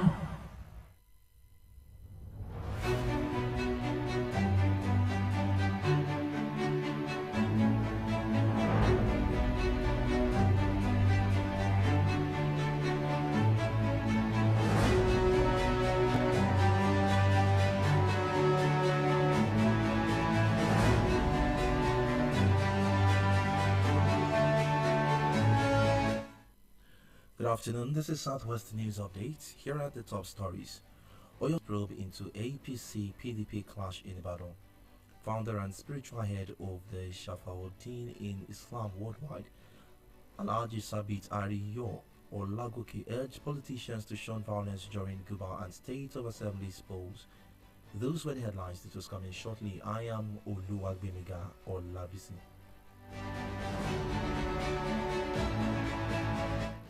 The Oyo State Police Command has confirmed the clash between supporters of the ruling People's Democratic Party and the All Progressives Congress yesterday in Ibadan, which reportedly left 3 people died.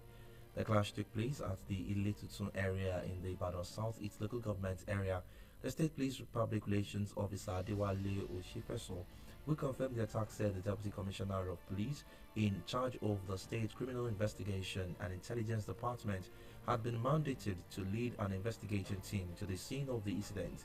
The police spokesman urged leaders, parents and guardians to prevail on their words against being used to scuttle the electoral process.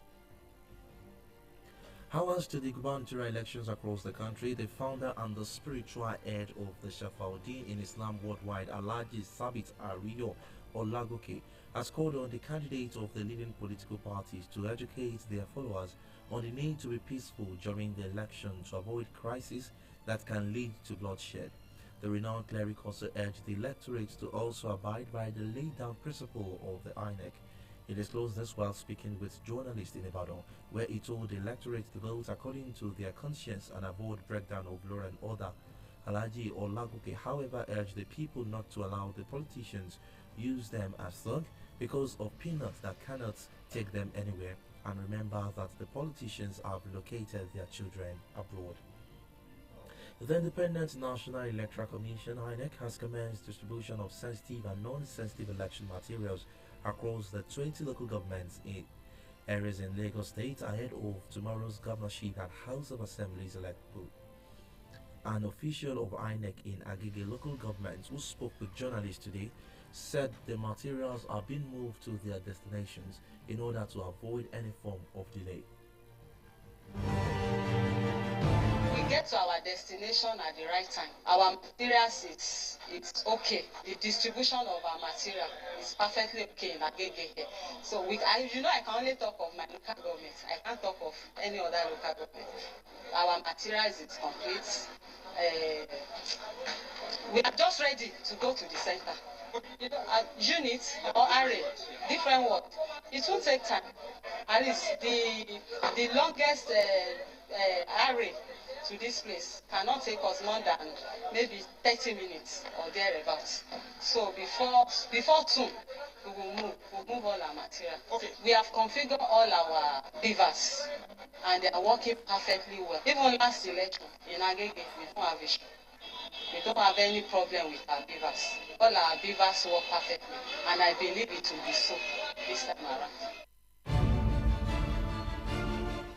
The command also charged officers to be professional in handling all election materials that might come in the discharge of their duties tomorrow.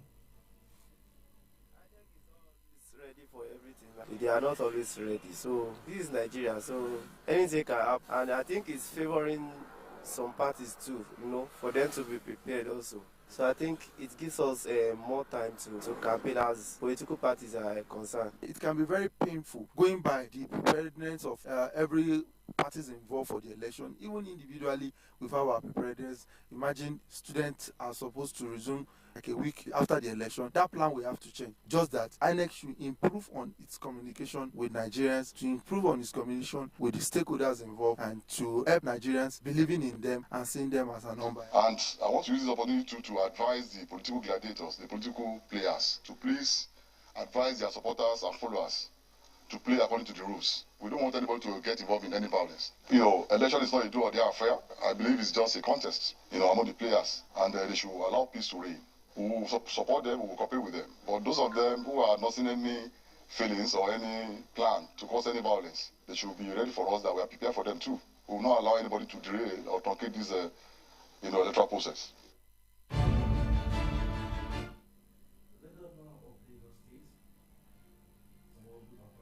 Today has cautioned traditional institutions ahead of tomorrow's governorship at House of Assembly. This was contained in a statement signed by the Commissioner for Information and Strategy, Gbenga Omotosho, following news that some traditional rulers had scheduled oral rites in their communities tomorrow. Reacting, the governor urged the traditionalists to respect the rights of citizens who are not of their faith.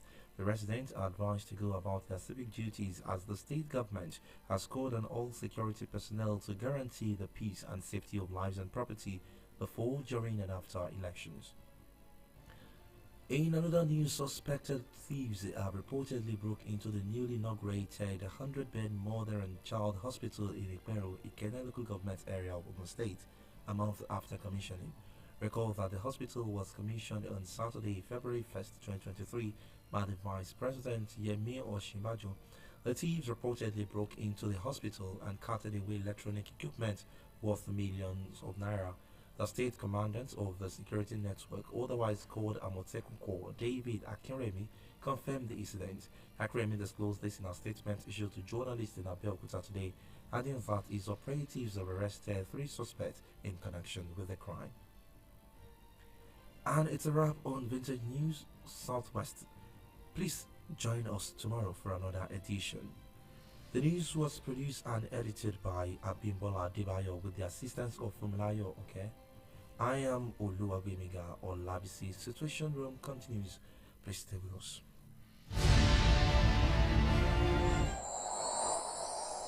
From the rising of the sun in the east to the setting in the west, we are unchanged, unparalleled. We are vintage. 93.7 FM Ibadan. Oluyole City, we are here. Ibadan. Check us out on 93.7 FM. Vintage.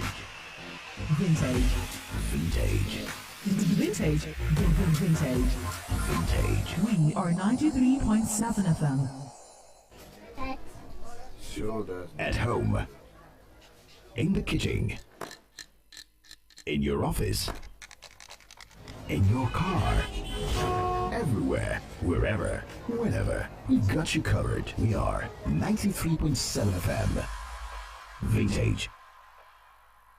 ẹyẹ méjì kì í jàṣà àwa ni Vintage 93.7 FM ó yàn ó kalẹ̀ kako fún gbogbo mùtúmùwà.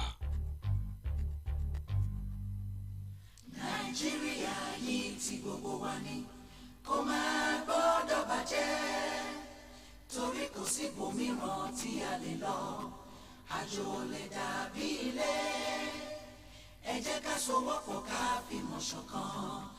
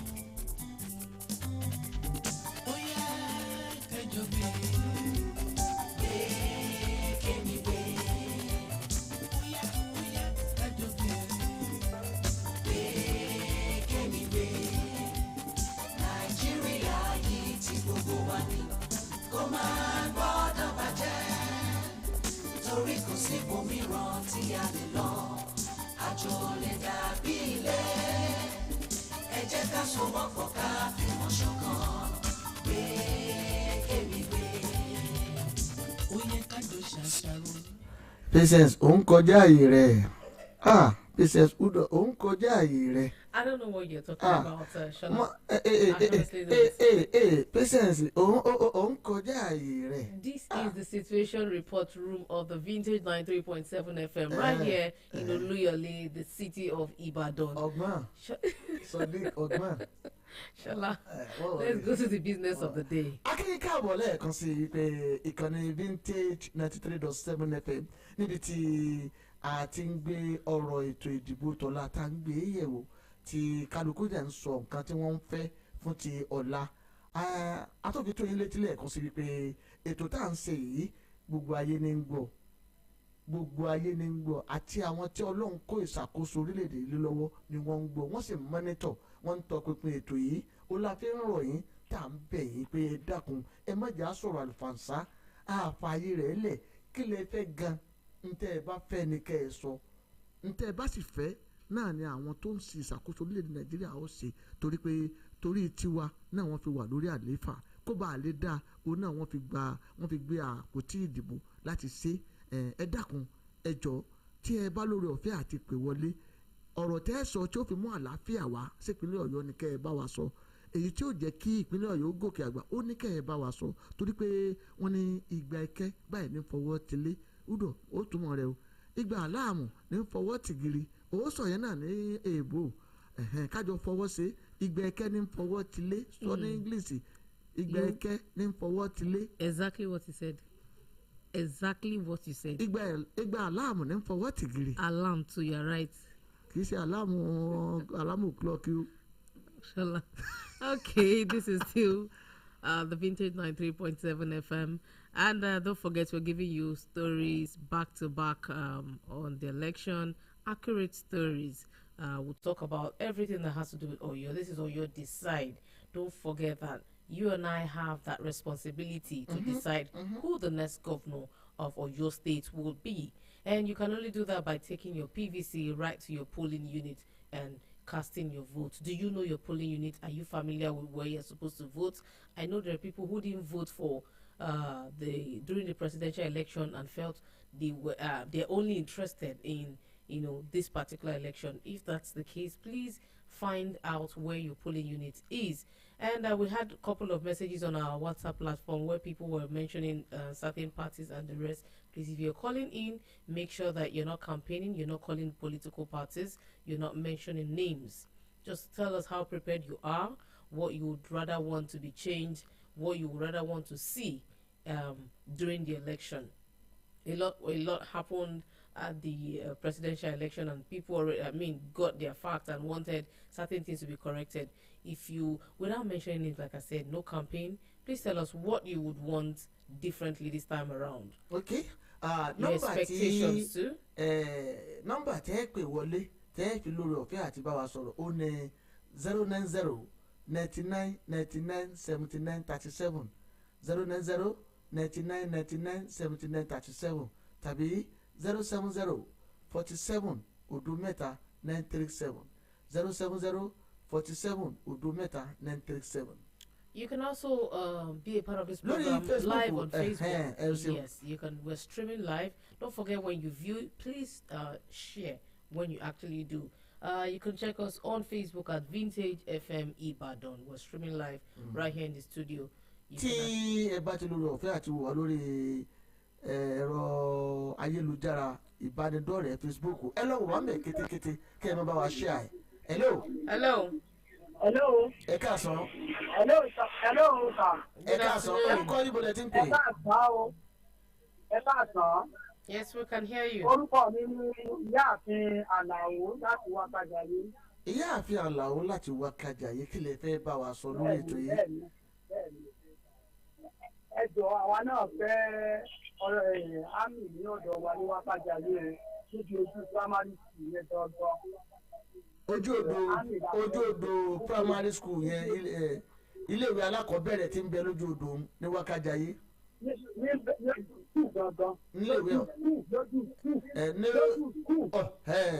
ẹ fẹ́ kí àwọn ológun tó di hámọ́ra ogun kó wá bẹ̀. bẹ́ẹ̀ni Ọlọ́run ó bá wa ṣe o. Àmín o, àmín. Ìbàdàn wa ó túbà yóò ṣe o. Àmín. Dára lọ́wọ́ ọ̀dọ́ àrùn wà láàrin ìdá o. Àmín o. Àtẹ̀rọ àwọn ọmọ Nàìjíríà náà fún Ọ̀yọ́ State. Thank you. Wọ́n láwọn ọmọ Ọ̀yọ́ State pátápátá pé kí wọ́n má jà kó tó di pé ìpè yẹn re. Ẹ wo èmi fi ń dá yín lójú mò ń fọwọ́ sọ̀yà yìí pé ní ọ̀la ètò ààbò tó gbópọn yóò wà lọ́la. Àwọn agbófinró gbogbo wọn ti dúró wámúwámú wọ́n ti bẹ̀rẹ̀ ètò yìí láti bí orúkọ yín. Good afternoon. Vintage láwa yìí. Bẹ́ẹ̀ni o síléyà vintage. Orúkọ mi ni Ọlọ́runlúgọ. Ọlọ́runlúgọ. Wọ́n sọ ní pé Ọlọ́run sì lúgọ náà tí ń wò yìí. Ìpínlẹ̀ ọlọ́pàá dá ṣùgbọ́n wọn ò fún ọlọ́pàá ní agbára kò sí ìbọn kò sí nǹkan kan wọ́n kàn máa ń rìn káàkiri ni tí wàhálà bá dé àwọn náà sá lọ ní tó ń ṣẹlẹ̀ nìyẹn. kò sẹ́ni tí ó rí bọ́n náà tí ó dúró tí ó sì àgbàǹgbà àbí ní táwọn yóò yé. It is supposed to be peaceful. Hello, good afternoon. ẹ káàsán yóò kìkì ọlá láti aláfárá nìbàdàn ni. ìyá òkìkí ọlá ẹ fẹ́ bá wa sọ̀rọ̀ lórí ẹ fẹ́ bá wa sọ̀rọ̀ ó yá ẹnì sùn lẹ̀. ẹni ṣubú ara ẹni ṣubú ẹ̀mí o mo fẹ́ ti máa káàkiri lọ́la ọlọ́run máa dàbò rẹ̀ bò ní o. àmín. ẹni rí wàhálà o ẹjọ́ ìdíwọ gbogbo ọmọ Ọ̀yọ́ state ní kán jẹ́ ká ṣe sùúrù ká má fàjọgbọ̀n ká dìbò tá a dì ká dẹ̀ gbé èsì ayọ̀ lórí àwọn tá à ń nítorí rẹ̀ ṣe yìí náà tó bá jẹ́ pé ṣèyí ló wọlé wọ́n tẹ̀sí ní ọ̀kọ̀ọ̀kan pè tó kú oríire wọ́n ní já ní sùúrù wá ṣe tẹ̀sí náà yìí èyí ò pé kájẹ́ ká ní sùúrù ká dìbò fẹ́ tọkàn wa bá yàn ló ṣàánú wa lọ́yọ̀ ṣèètì wọ́n jọ kan dákun kọ́mọ̀jà. ẹ ṣeun. Thank you right there. Hello sir. Hello à ń gbọ́ yín. Hello. à ń gbọ́ yín ẹ ti wọlé. ẹ dákun tẹ ẹ bá fẹ́ bá wa sọ̀rọ̀ kí o pọn dandan kẹ́ ẹ dárúkọ tí lágbájá bá wọlé tàmẹ̀dù ó kì í tí tàmẹ̀dù bá sì wọlé lágbájá ó kì í bá a ti fẹ́ ni ẹ má dárúkọ àwọn olóṣèlú kankan báyìí ẹ jọ. ayé gbàgede. kò ní bàjẹ́. ẹkújọ mẹ́ta. ẹ ǹlẹ́ sà orúkọ yìí bulẹ̀ tí ń pè wá. Khalifa Ahmad ló ń sọ̀rọ̀ láti àpẹtẹ. tọ́ ẹ̀rí ó máa ń jẹ́ nǹkan tí ó máa ń jọ mí lójú pé ẹnìkan bá ní òun lòún wọlé ẹnìkejì ò wọlé lórí àwa tá a lọ dìbò ni ló fi hàn pé àìwọlé òun la fẹ́ dìbò ẹni tó náà ń bá ti kádàrá náà ni yóò wọlé àfẹ́ ẹ̀rí àdúgbò ibi tí èmi fi ń sọ̀rọ̀ á gbìyànjú jẹ́jẹ́ náà làwa máa ń ṣe ná ní orúkọ tí jẹ́jẹ́ la máa ń ṣe á lè rọ àwọn èèyàn wa yòókù náà láti kọ́ irú ìṣesí tiwa. ó dà gbogbo ìgbà tí a bá ń dìbò bí tàbá sí èrè ọlọ́pàá bóyá ọlọ́pàá ti súnmọ́ wa tó tàbá sí èrè ọlọ́pàá fúnra wa náà la máa ń jẹ́ àpò ara ẹni làbò fúnra wa ní aṣọ tó ń bí bàtà kò sí wàhálà tó a sì nígbàgbọ́ wípé gbogbo ó lọ ní ìrànwọ́. àmín. ẹsẹ ẹ bá mi kí gbogbo àwọn apẹtẹ pátápátá wọn ṣe gan wọn kú ìfẹ́ tán ní sí wa ẹ ṣe ẹ ní bàjẹ́ sá ẹ ṣe gan sá. Come to think of it, I realize it is the security a lot of people are concerned about. Yes. And that starts with us as citizens, as people. If you had to go to your polling unit and vote and leave, why would there be need for ammunition from the police? Why would you need these people to actually have all of these ammunition? If we as people go there peacefully and do what is needed of us, there will be no need for the soldiers everybody's clamoring for or ammunitions and all of that. So I implore people out there, please make this as peaceful as much as you can. Just go to your polling unit, no quarrels, no fights, cast your vote. You already know who you want to actually vote for. Cast your vote and that's it. There will be no need for war or ohun tí PCS ń sọ náà ni tẹ́ ẹ bá láǹfààní fáǹfààní àwọn tí ò bá lórí ọ̀fẹ́ àti gbọ́ èdè ìbò tó sọ ó ní tá a tó ń bá fojú inú wò àwọn èèyàn ń pariwo àwọn èèyàn ń sọ láàtàárọ̀ pé àwọn ń fẹ́ sójà àwọn ń fẹ́ lágbájá àwọn pé tí àwa gan fúnra wa tá a bá fi ìwà ọmọlúwàbí hàn tá a lọ síbi ètò ìdìbò tá a lọ dìbò wọ́ọ́rọ́wọ́ hello sir. hello ẹ káàsán. ẹ káàsán orúkọ ibo lẹ ti ń pè. orúkọ mi ni Ọlọ́run rí ọ láti Ọ̀ṣun state. Ọlọ́run sì rí ọ lóòótọ́ èmi ni ó máa tàn. láti lẹ́rẹ́ gbogbo nǹkan táwọn èèyàn sọ látọ̀rọ̀ là ń gbọ́. even bí wọ́n kó sójà wá bí wọ́n kó nǹkan tó ju sójà lọ ọmọ tí ó sọ náà sọnù kò ní gbọ́. lọ́sẹ̀rí ọ̀rọ̀ wọn dàbí ẹni yọ jẹ tó bá ń jẹ nǹkan ló kò ní jẹ níyà tí a bá jẹ tó jẹ tó yọ lọ jẹ níyà. ẹ tún àwọn yẹn pa ẹni tí yà ó jẹ. tí ìyá bá ń jìyà lọ́wọ́ tí ìyá bá lè kún jẹ tí ìyá bá lè kan kò ní ní ìyá. wọ́n parí nǹkan tí ń jẹ yóò lọ ìyá bá ìyá ni yóò jẹ ìfẹ́ jẹ. gbogbo náà yóò wá sọ pátá ọmọ tí ọbẹ̀ ajá tí ó sọnù ni. kò ní gbọ́kànlé ọlọ́dẹ. èyí sọ̀rọ̀ ilẹ̀ ìfọ̀tí yẹn ẹ̀ tún ìgbò ní gbọ́. gbogbo àgbègbè tá à ń fún ìjọba àwọn ilé náà ọmọ àwọlé àwọn mẹ̀kúnnù wo ni wọ́n fi ó kà fún ìjà àpapọ̀ ààrẹ ní àwọn ẹ̀ka tó kàrò inú ara wa. àwa ni kásùnkásùn nú ara wa ìwàásù ìwàásù àìdí ló fẹ́ wọbẹ̀ barista ni ẹni tí ó wọbẹ̀ ó wọbẹ̀ ẹni tó lọ bá fọ àwọn ọmọ sí lójú ẹni tó lọ bá fọ àwọn ọmọ sí lójú ló sá. tí barista bá wọlé ọlọ́run ló fi bẹ̀ bó sì ṣe wàásù àìdé ni ọlọ́run ló fi bẹ̀. ọlọ́run ni ara wa ẹ ṣeun so ẹ bá sọ tí o bá gbọ́ ẹ student. ẹ ṣe mo dúpẹ́.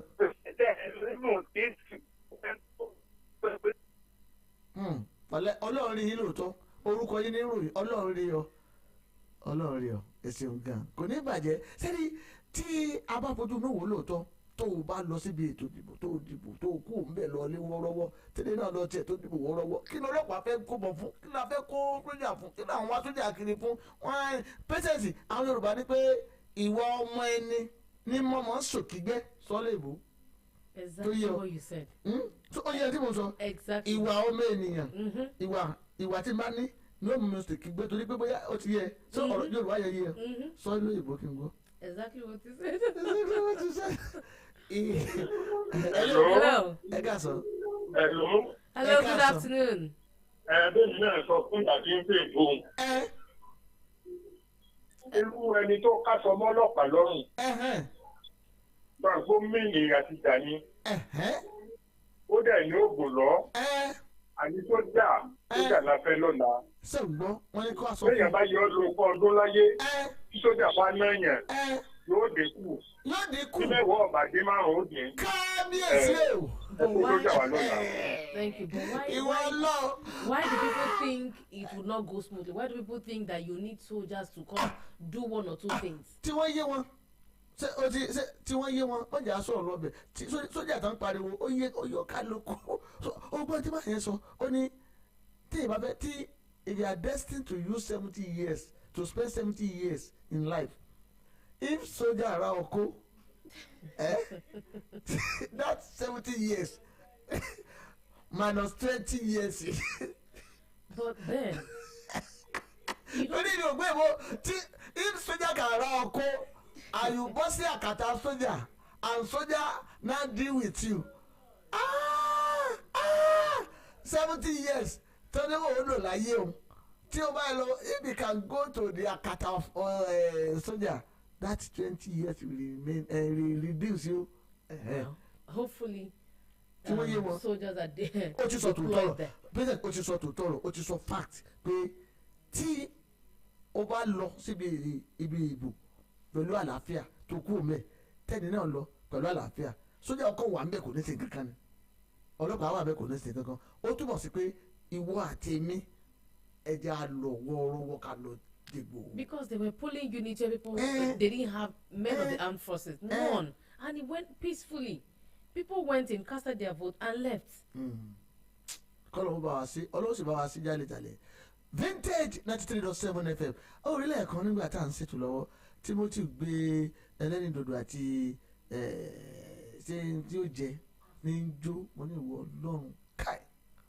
Well, let's use this medium to say happy birthday to the general manager of Vintage 93.7 FM. Oúnjẹ ọlọ́jọ́ òbí ló gbé wọlé. Akeem Karim tí ń sọjọ́ òbí lé ní. Happy birthday. Abájọ. Long life and prosperity. Ó ti gbóúnjẹ tí pọ́ngbọ́n Timothy yìí kọ́ ló ń sànú ẹ̀ ní o. Ó ti gbóúnjẹ ọlọ́jọ́ òbí ìgbà tẹ́ bá sọjọ́ òbí tiẹ̀ ẹ̀ ní gbọ́. Well, beautiful people of Oyo State, if you're listening to us, this is Vintage 93.7 FM. Of course, we're situated at Oluyole, right here in the city of Ibadan. And our situation room has been open since 12 o'clock, and we'll be here till the election is over. Can you beat that? Live update, yes. From tomorrow. Bẹ́ẹ̀ bá ṣe ń fò ní agbègbè yín Vintage ó gbé àbí gbogbo ẹ̀ lágbè ẹyẹ tó bá fò tó dára àgbè ẹranko tó ṣe mẹ́ẹ̀ gbogbo ẹ̀ pátá gbogbo tó jẹ́ ìròyìn. What Shola is trying to say is we will give you live updates all around. Tí ò lẹ́jà ń bá kàn nínú. Yes, and a sọ̀rọ̀ yìí títí a tún sọ ti Akeem Karim tí sọjọ́ ìbí lónìí kí ló tún kù tá a tún fẹ́ sọ. Well, it is your matured and balanced station. That's all I can say. If you're still listening and you want to be a part of this, please call 090-9999-7 7937.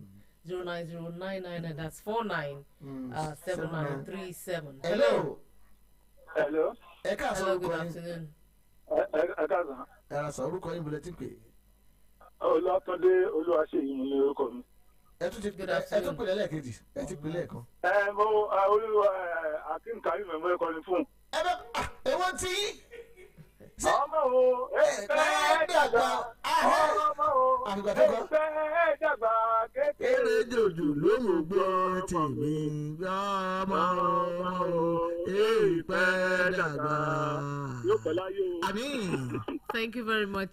Níbo làdúgbò yìí sà? Ẹ tó kọ́ nìyẹn, ẹ máa bọ̀ wá gba ẹlẹ́rìí dòdò àti meat pie kẹ́ ẹ wá jẹ́ sí kẹ́ ẹ fi sọ̀rọ̀ àjìjà. Ẹ máa bọ̀ báyìí, ẹ tètè máa bọ̀ báyìí.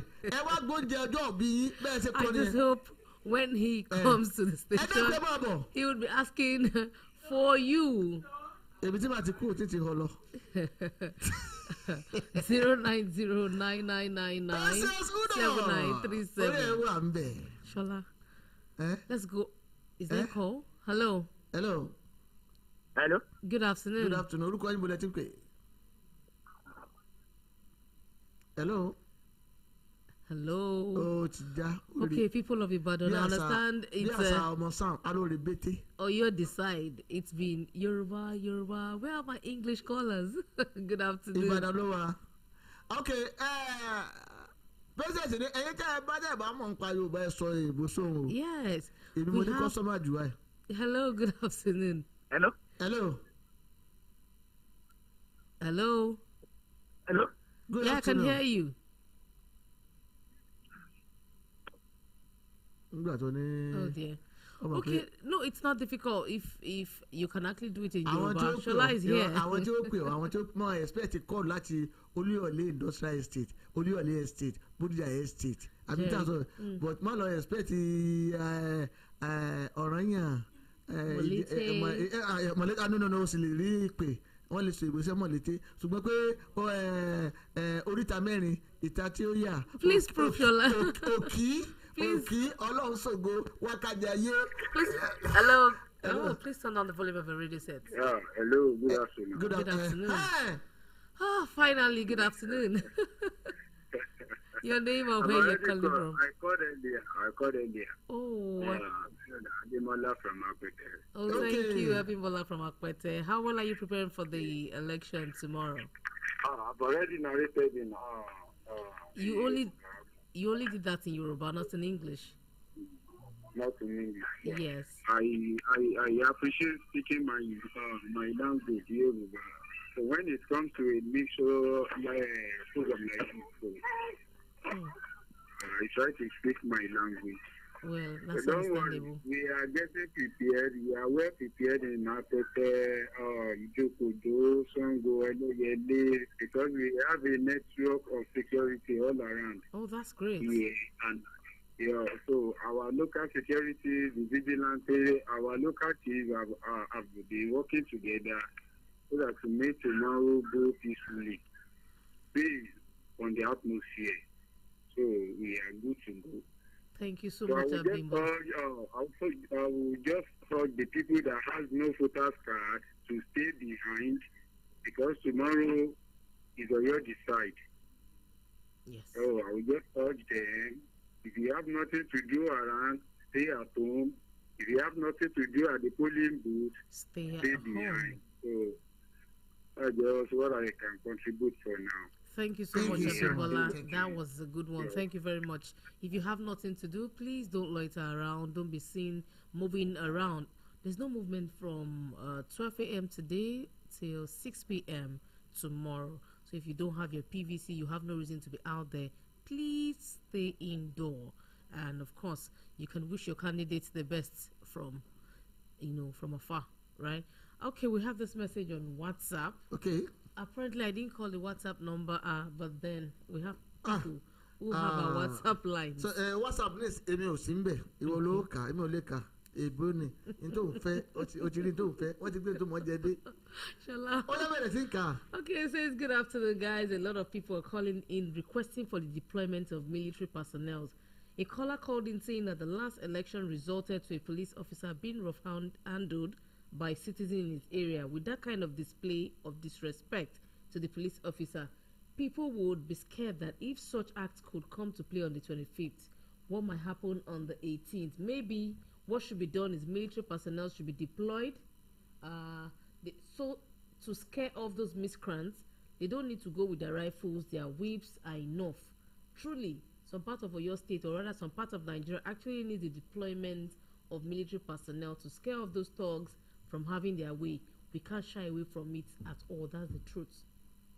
You can see from the last election, the drama that happened in Lagos is enough for people to be scared. The military personnel don't need to go with rifles, but their whips and shotguns.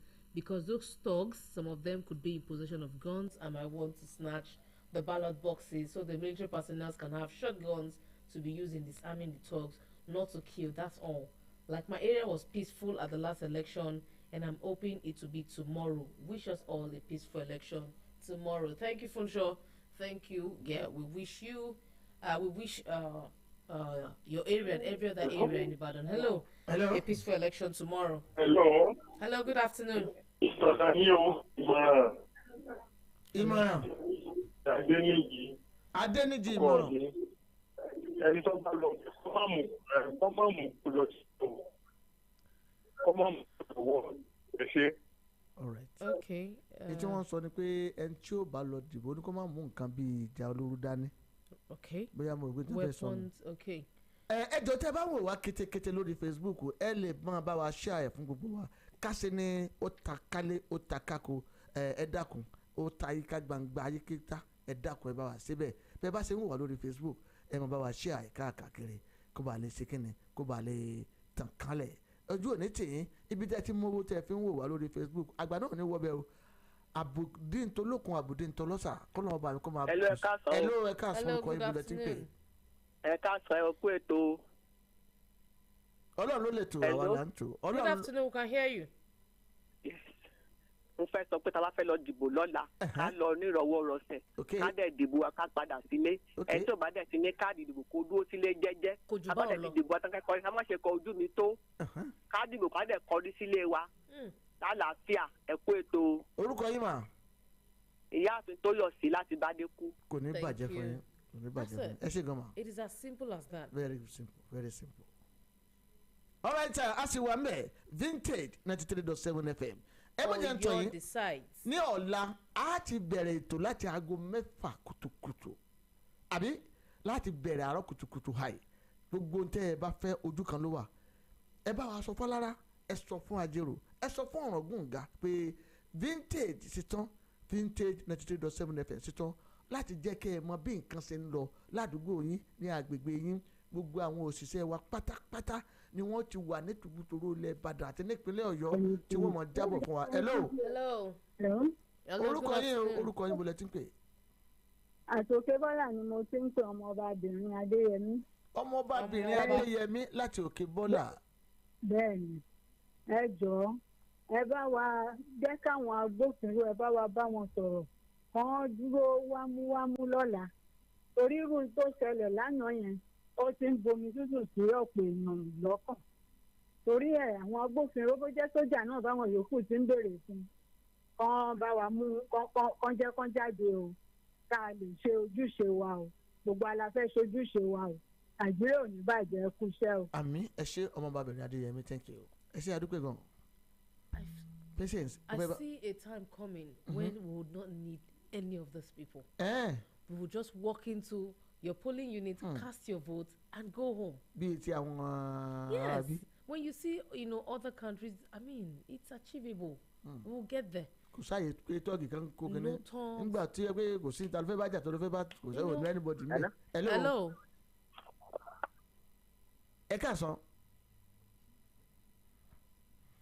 Òrèbètè 93.7 FM Vintage ni wọ́n ń pè bí Olúyọ̀lé la kalẹ̀ sílẹ̀ Ìbàdàn ní Olúyọ̀lé Industrial Estate ní ẹ̀yìn ilé epo Total ibẹ̀ ní iléeṣẹ́ wa kalẹ̀ sí ibi gangan láti ń dá kékeré lókè tá à ń dá bí ẹ̀dùn tá a sì ń rọ̀ bí òwe mo sọ fún yín tipẹ́tipẹ́ pé ẹyẹ tí ó ṣe bí àdúhùn sí ń gbó àfi tí ó bá tẹnu ṣèjẹ́ àwa gangan a kì í sálára gbà yí dá o Vintage ara ni wá. Hello, good afternoon. Hello. Hello, good afternoon. I'm sure he wants to hear Shola's voice. Àwọn tó ń béèrè sójà wọ́n 99% ni tí wọ́n kó sójà lọ sí gbogbo polling booth. Àwọn ọlọ́pàá tí wọ́n kàn wà mẹ́ẹ̀ pé ẹni tó bá kọjá ààyè rẹ̀ àwọn máa mú ẹni yẹn lọ bí ọkọ̀ ọ̀fẹ́ yóò máa béèrè bó lọ kò jù bẹ́ẹ̀ lọ. Ọlá yẹn ò lè yí o. Ọkọ̀ ọ̀fẹ́ ni ó gbé. Ní báwọn rí sẹ́ni ó máa easy. It will be easy by God's grace. And we are sure. Yes, we have been assured. It will be easy. Lágbára Ọlọ́run. It will be easy. Ní gbọ́kú ọmọdé, ní gbọ́kú àgbà, ní gbọ́kú ẹnìkankan. Ọlọ́run ó dá sí ètò ìdìbò tọ̀la lágbára Ọlọ́run yóò lọ nírọ̀wọ́rọ̀sẹ̀. Bó ṣe máa jẹ́ nìyẹn. Few hours to the gubernatorial and House of Assembly election, less than 24 hours to go. Please, tomorrow, don't forget we'll be having live updates right here in the studio. Live update. It means you get to hear it live and direct. We'll be giving you scores on how it goes on Vintage 93.7 of 7 FM from 5 a.m. till 6 p.m. Of course, we started today, 12 o'clock. And Shola is here, I am here, and we're asking you, how prepared are you? What are the things, what are your expectations of tomorrow's election? So if you're calling in, please call 09099997937 or 07047000937. You can also be a part of this via our Facebook platform where we're streaming live, and you can help us share when you actually see, or if you're there, please share. Orí ìtàkùn abẹ́nidọ́rẹ̀ Vintage 93.7 FM Ìbàdàn ẹ lọ sórí ẹ̀rọ abẹ́yẹfò tá a mọ̀ sí Twitter náà Vintage 937 FM nìkan ni tó wọ Twitter ẹ̀rọ ìkànnì abẹ́yẹfò Twitter Vintage 937 FM tó bá jẹ́ pé ti kí là ń pè Instagram wa Vintage 93.7 FM ibẹ̀ náà ni ẹ lọ bá wa dọ́rẹ̀ pọ̀ ẹ mọ̀ pé rere lolúwa tàbí kẹ́ lọ sí ìkànnì àgbáyé ìyẹn wẹ́bsáìtì wa www.vintage937.com www.vintage náà ti ń wò wá káàkiri gbogbo àgbáyé ni wọ́n ti ń gbọ́ wa tí wọ́n sì ń wò wá kétékété ẹ lọ bèrè wò Vintage àwa la mọ́lẹ̀ rokoṣo àwa la takalita kákó ẹ wò ní ọ̀la ẹ gbádùn wa bí òyìnbó ṣe ń gbádùn tí gbogbo tẹ́ ẹ bá fẹ́ ní ọ̀la ojú kan ló wà á ti bẹ̀rẹ̀ lọ́tọ̀ nílọ láti bí aago 12 láti bẹ̀rẹ̀ kí Ọ̀yọ́ lè dá ọwọ́ rẹ̀ àtọwọ́ mi ló wà ọmọ yẹn. Oyo Decides continues shortly after this break. Formula.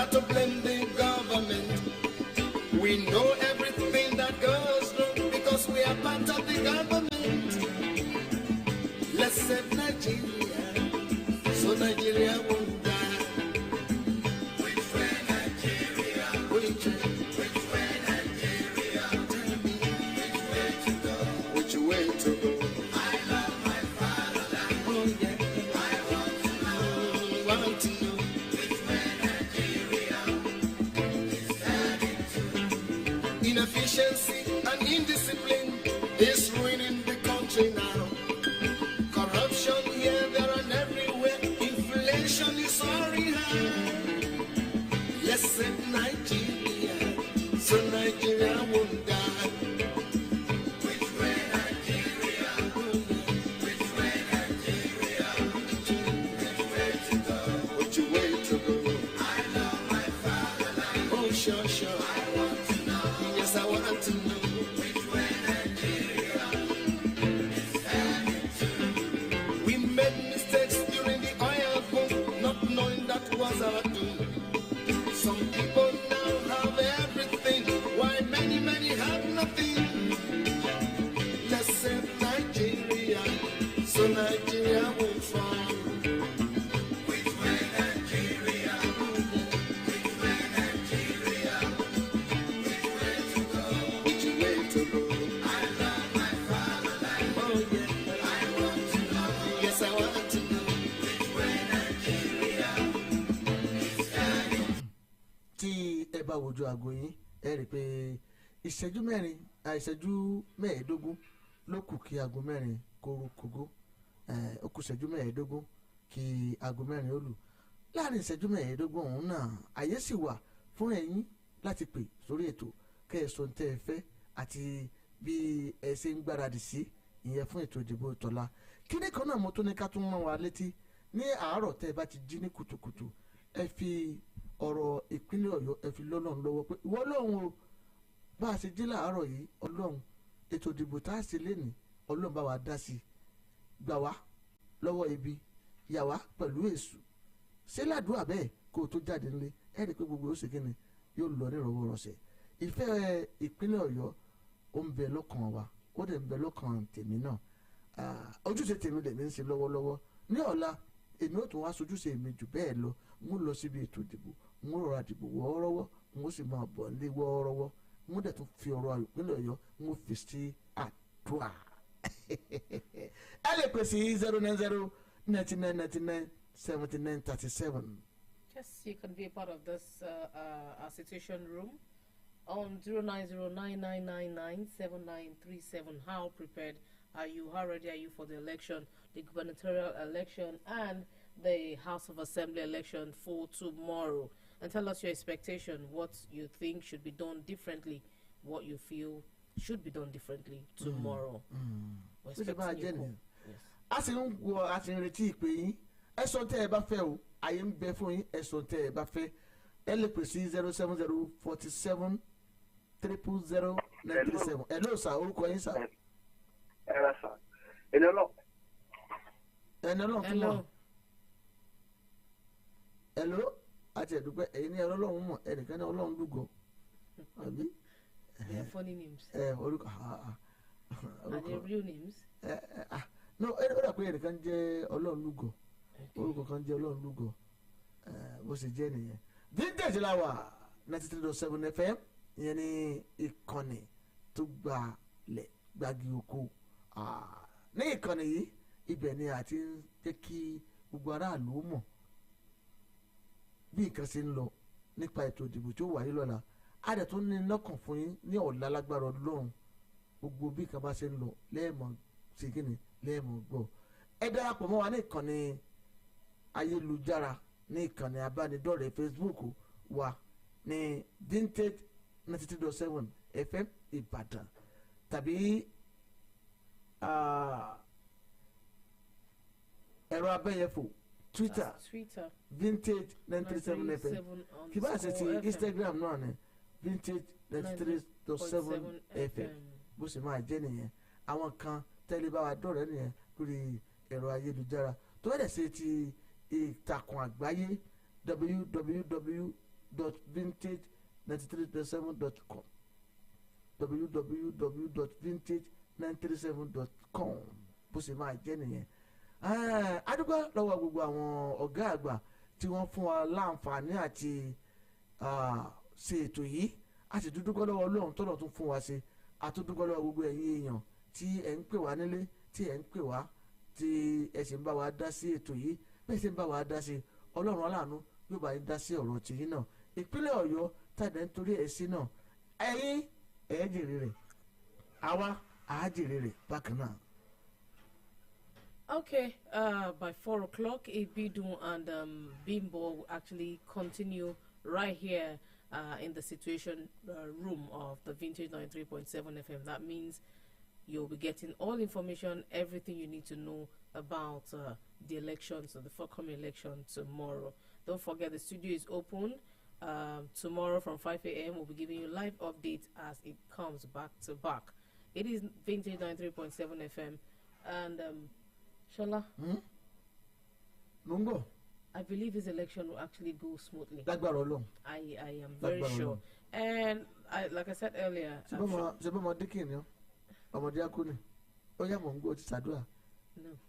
this has nothing to do with. We need appropriate, security measures, and we have been assured that we'll get them, and nothing will go wrong. So please talk to your ward. We have parents who have children who already are devising means or ways to actually, disrupt the election, the electoral process. Please, if you have such as a child, a ward, or a friend, please try dissuading them not to, because the security agencies are they're not joking. And they're not taking it lightly. We all learned from the previous election, and this we believe would actually go really smoothly. Please just go cast your votes. You can wait to count if you want to, and of course, like somebody said, we're hoping that the results will be posted, on the sites for people to actually view them and see them. Right? Yeah, we're hoping. We hope. Aago mẹ́rin ó ti ń lọ, ó ti ń kù bí ìṣẹ́jú bíi 10 sí 11 tá a bá wò dáadáa. Tí aago mẹ́rin bá ti ro kogi ẹ ti rí kege, aago mẹ́rin tó bá ti ro kogo báyìí àwọn akẹgbẹ́ wa Ìbídùn àti Abímbọ́lá wọ́n ń bọ̀ lórí ètò yìí. Ṣùgbọ́n èmi ní ọ̀rọ̀ kan láti sọ fún yín o wípé ẹ̀yin tẹ́ lórí ọ̀fẹ́ àti gbọ́ mi lénìí, ẹ kọ́ gba ọ̀rọ̀ yìí kẹ́ ẹ fi sọ́wọ́ ọ̀tún tàbí kẹ́ ẹ fi sọ́wọ́ àlàáfíà. Gbogbo ń tá a bá fò ní ṣe pátápátá yóò dìtàn lọ́la. Ẹ má torí ipò, ẹ má torí owó, kẹ́ ẹ wá lọ bà ọjọ́ ọ̀la yín jẹ́. Gbogbo ń tí èèyàn ó bá dà lọ́la ọwọ́ Ọlọ́run ló wà kì í sọ́wọ́ rẹ o. Ọlọ́run sì ní kò sí ń di mọ̀dàrú. Ọlọ́run tá à ń pè yìí kò sí ń di ìwà ìbàjẹ́. Ohun tí kálukú ó dà lọ́la Ọlọ́run náà ni. Àbí tá à ń sọ òye. Ohun tó dà lọ́la ó dọwọ́ Ọlọ́run. Ọlọ́run ní ń gbé èèyàn ga kì í ṣènìyàn. Gbogbo ohun tí èèyàn ó bá dà, gbogbo ipò tó o bá rò pé ò lé, tọ́lọ̀ bá ní wàá débẹ̀. Èyí fi jàgídíjàgan débi ipò. Èyí fi jàgídíjàgan lówó lọ́wọ́ torí pé àlùbáríkà Ọlọ́run òun ló jù. Nígbà táwọn bàbá wa mọ́nímọ́ní, bàbá wa mọ̀nìyàn ó sọ̀rọ̀ wọn ní ìbùkún Olúwa ní múnilà láì ṣe làálàá ń bẹ̀. Àbí tá à ń sọ yìí ó túmọ̀ sí pé ní ọ̀la fi gbogbo ọkàn rẹ, gbogbo ìrètí rẹ, gbogbo ìgbàgbọ́ rẹ fi rọ̀ mọ́ Ọlọ́run. Tó o bá ti nígbàgbọ́ pé Ọlọ́run ló lè ṣe, o ò ní jà. Àbí tí mo sọ yìí patience. Shola right there sounding like a preacher. Àjà bá wọn sọ bóyá wọn lè síwọ́ ìwà ìbàjẹ́, ẹja bá wọn sọ kún ó lè gbọ́ ni. A gbọ́dọ̀ sọ fún wọn. Àbí tá à ń sọ yìí. Well, yeah, yes. But I think we all have various things at different level. Down the candidates also have a lot to do. Ẹ dákun gbogbo àwọn tí bá ń pè mí, ẹ má pè mí, mo wà lórí ètò lọ́wọ́lọ́wọ́, ẹ má pè nọ́mbà mi. Nọ́mbà tá a fi sílẹ̀ ní kẹ́ ẹ pè, mo wà lórí ètò lọ́wọ́lọ́wọ́ báyìí Vintage 93.7 FM. À ń ṣètò lọ́wọ́lọ́wọ́, ẹ má pè nọ́mbà mi lọ́wọ́ tá a wà yìí. Thank you. The candidates, right from every single one of them, they actually have, they should talk to their followers. Sensitize all people, all of their fans. Yeah. Àwọn olùdìbò kí wọ́n bá àwọn olólùfẹ́ wọn sọ̀rọ̀. Yes. Àti It starts right there. Àwọn tí wọ́n ìsọmọ gbé wọn. Exactly. Kí wọ́n bá wọn sọ̀rọ̀. Because sometimes people do this for the love of their candidate. They go extreme. I mean, no. Nítorí pé ọ̀gá mi ló fẹ́ débẹ̀, ọ̀gá mi gangan, olólùfẹ́ mi ni, èèyàn mi ni, wọ́n wà torí ẹ̀ wọ́n wà lọ́mọ gbẹ̀gbọ̀n gbàdá yọ̀bẹ yọkùmọ̀. At the end of the day, we are brothers and sisters. at the end of wọ́n sì the ti day. gbàgbé pé ọmọ ìyá kan náà ni á. Yes, it would go. The elections will be over. But Ẹlẹ́sàn wà yóò it lọ. will come. It will go. So they should actually talk to their followers. And Káwọn aṣíwájú ó bá àwọn ọmọ ẹ̀yìn wọn sọ̀rọ̀ pé tẹ̀ jẹ́jẹ́. if this happens, there will be no need for. Tẹ̀bá fẹ́ sìnlú ni. That's it. Ká ní pé lóòótọ́ la fẹ́ sìnlú, ẹ jẹ́ kí ìlú ó wà lálàáfíà. You're beginning to sound like No. preacher. Ká ní pé lóòótọ́ la fẹ́ sìnlú, ẹ jẹ́ kí àlàáfíà ó jọba. That's it. On this note, I would be leaving the studio right now. Of course, I'll be here tomorrow giving you live updates with my other colleague of mine. Will be here tomorrow from 5 a.m. Till 6 p.m. But like I said, 4 o'clock, you have Bimbo and Abimbola. Yeah, beg your pardon. All right. Ẹ ṣeun. Orúkọ mi ò yí padà. Ṣọlá Ayégbàjẹjẹ Adórúkọ bẹ́ẹ̀ ń kìlọ̀ wà lórúkọ tèmi. Lágbára Ọlọ́run ní ọ̀la ẹ máa bá wa pàdé ní àwọn àkọ́tún ètò lóríṣiríṣi èyí tá a ti pín àmú kalẹ̀. Adúpẹ́ lọ́wọ́ ẹni tí ó wà nídìí ẹ̀rọ tí wọ́n fi ń wète Àrídùnnú, thank you. Àrídùnnú lọ́mọ tí ẹ̀ mọ́ gbọ́dọ̀ ewu àrídùnnú sẹ́mi gan ni èsì àrídùnnú yàgò sọ́mọ tí èsì àrídùnnú. Thank you for Timothy good lọ́wọ́ production. bọ́tìnì. Thank you. Timothy. And I am Patience Udo. Please stay safe. Kò ní bàjẹ́, thank you. 93.7 FM ọmọ yìí it's okay.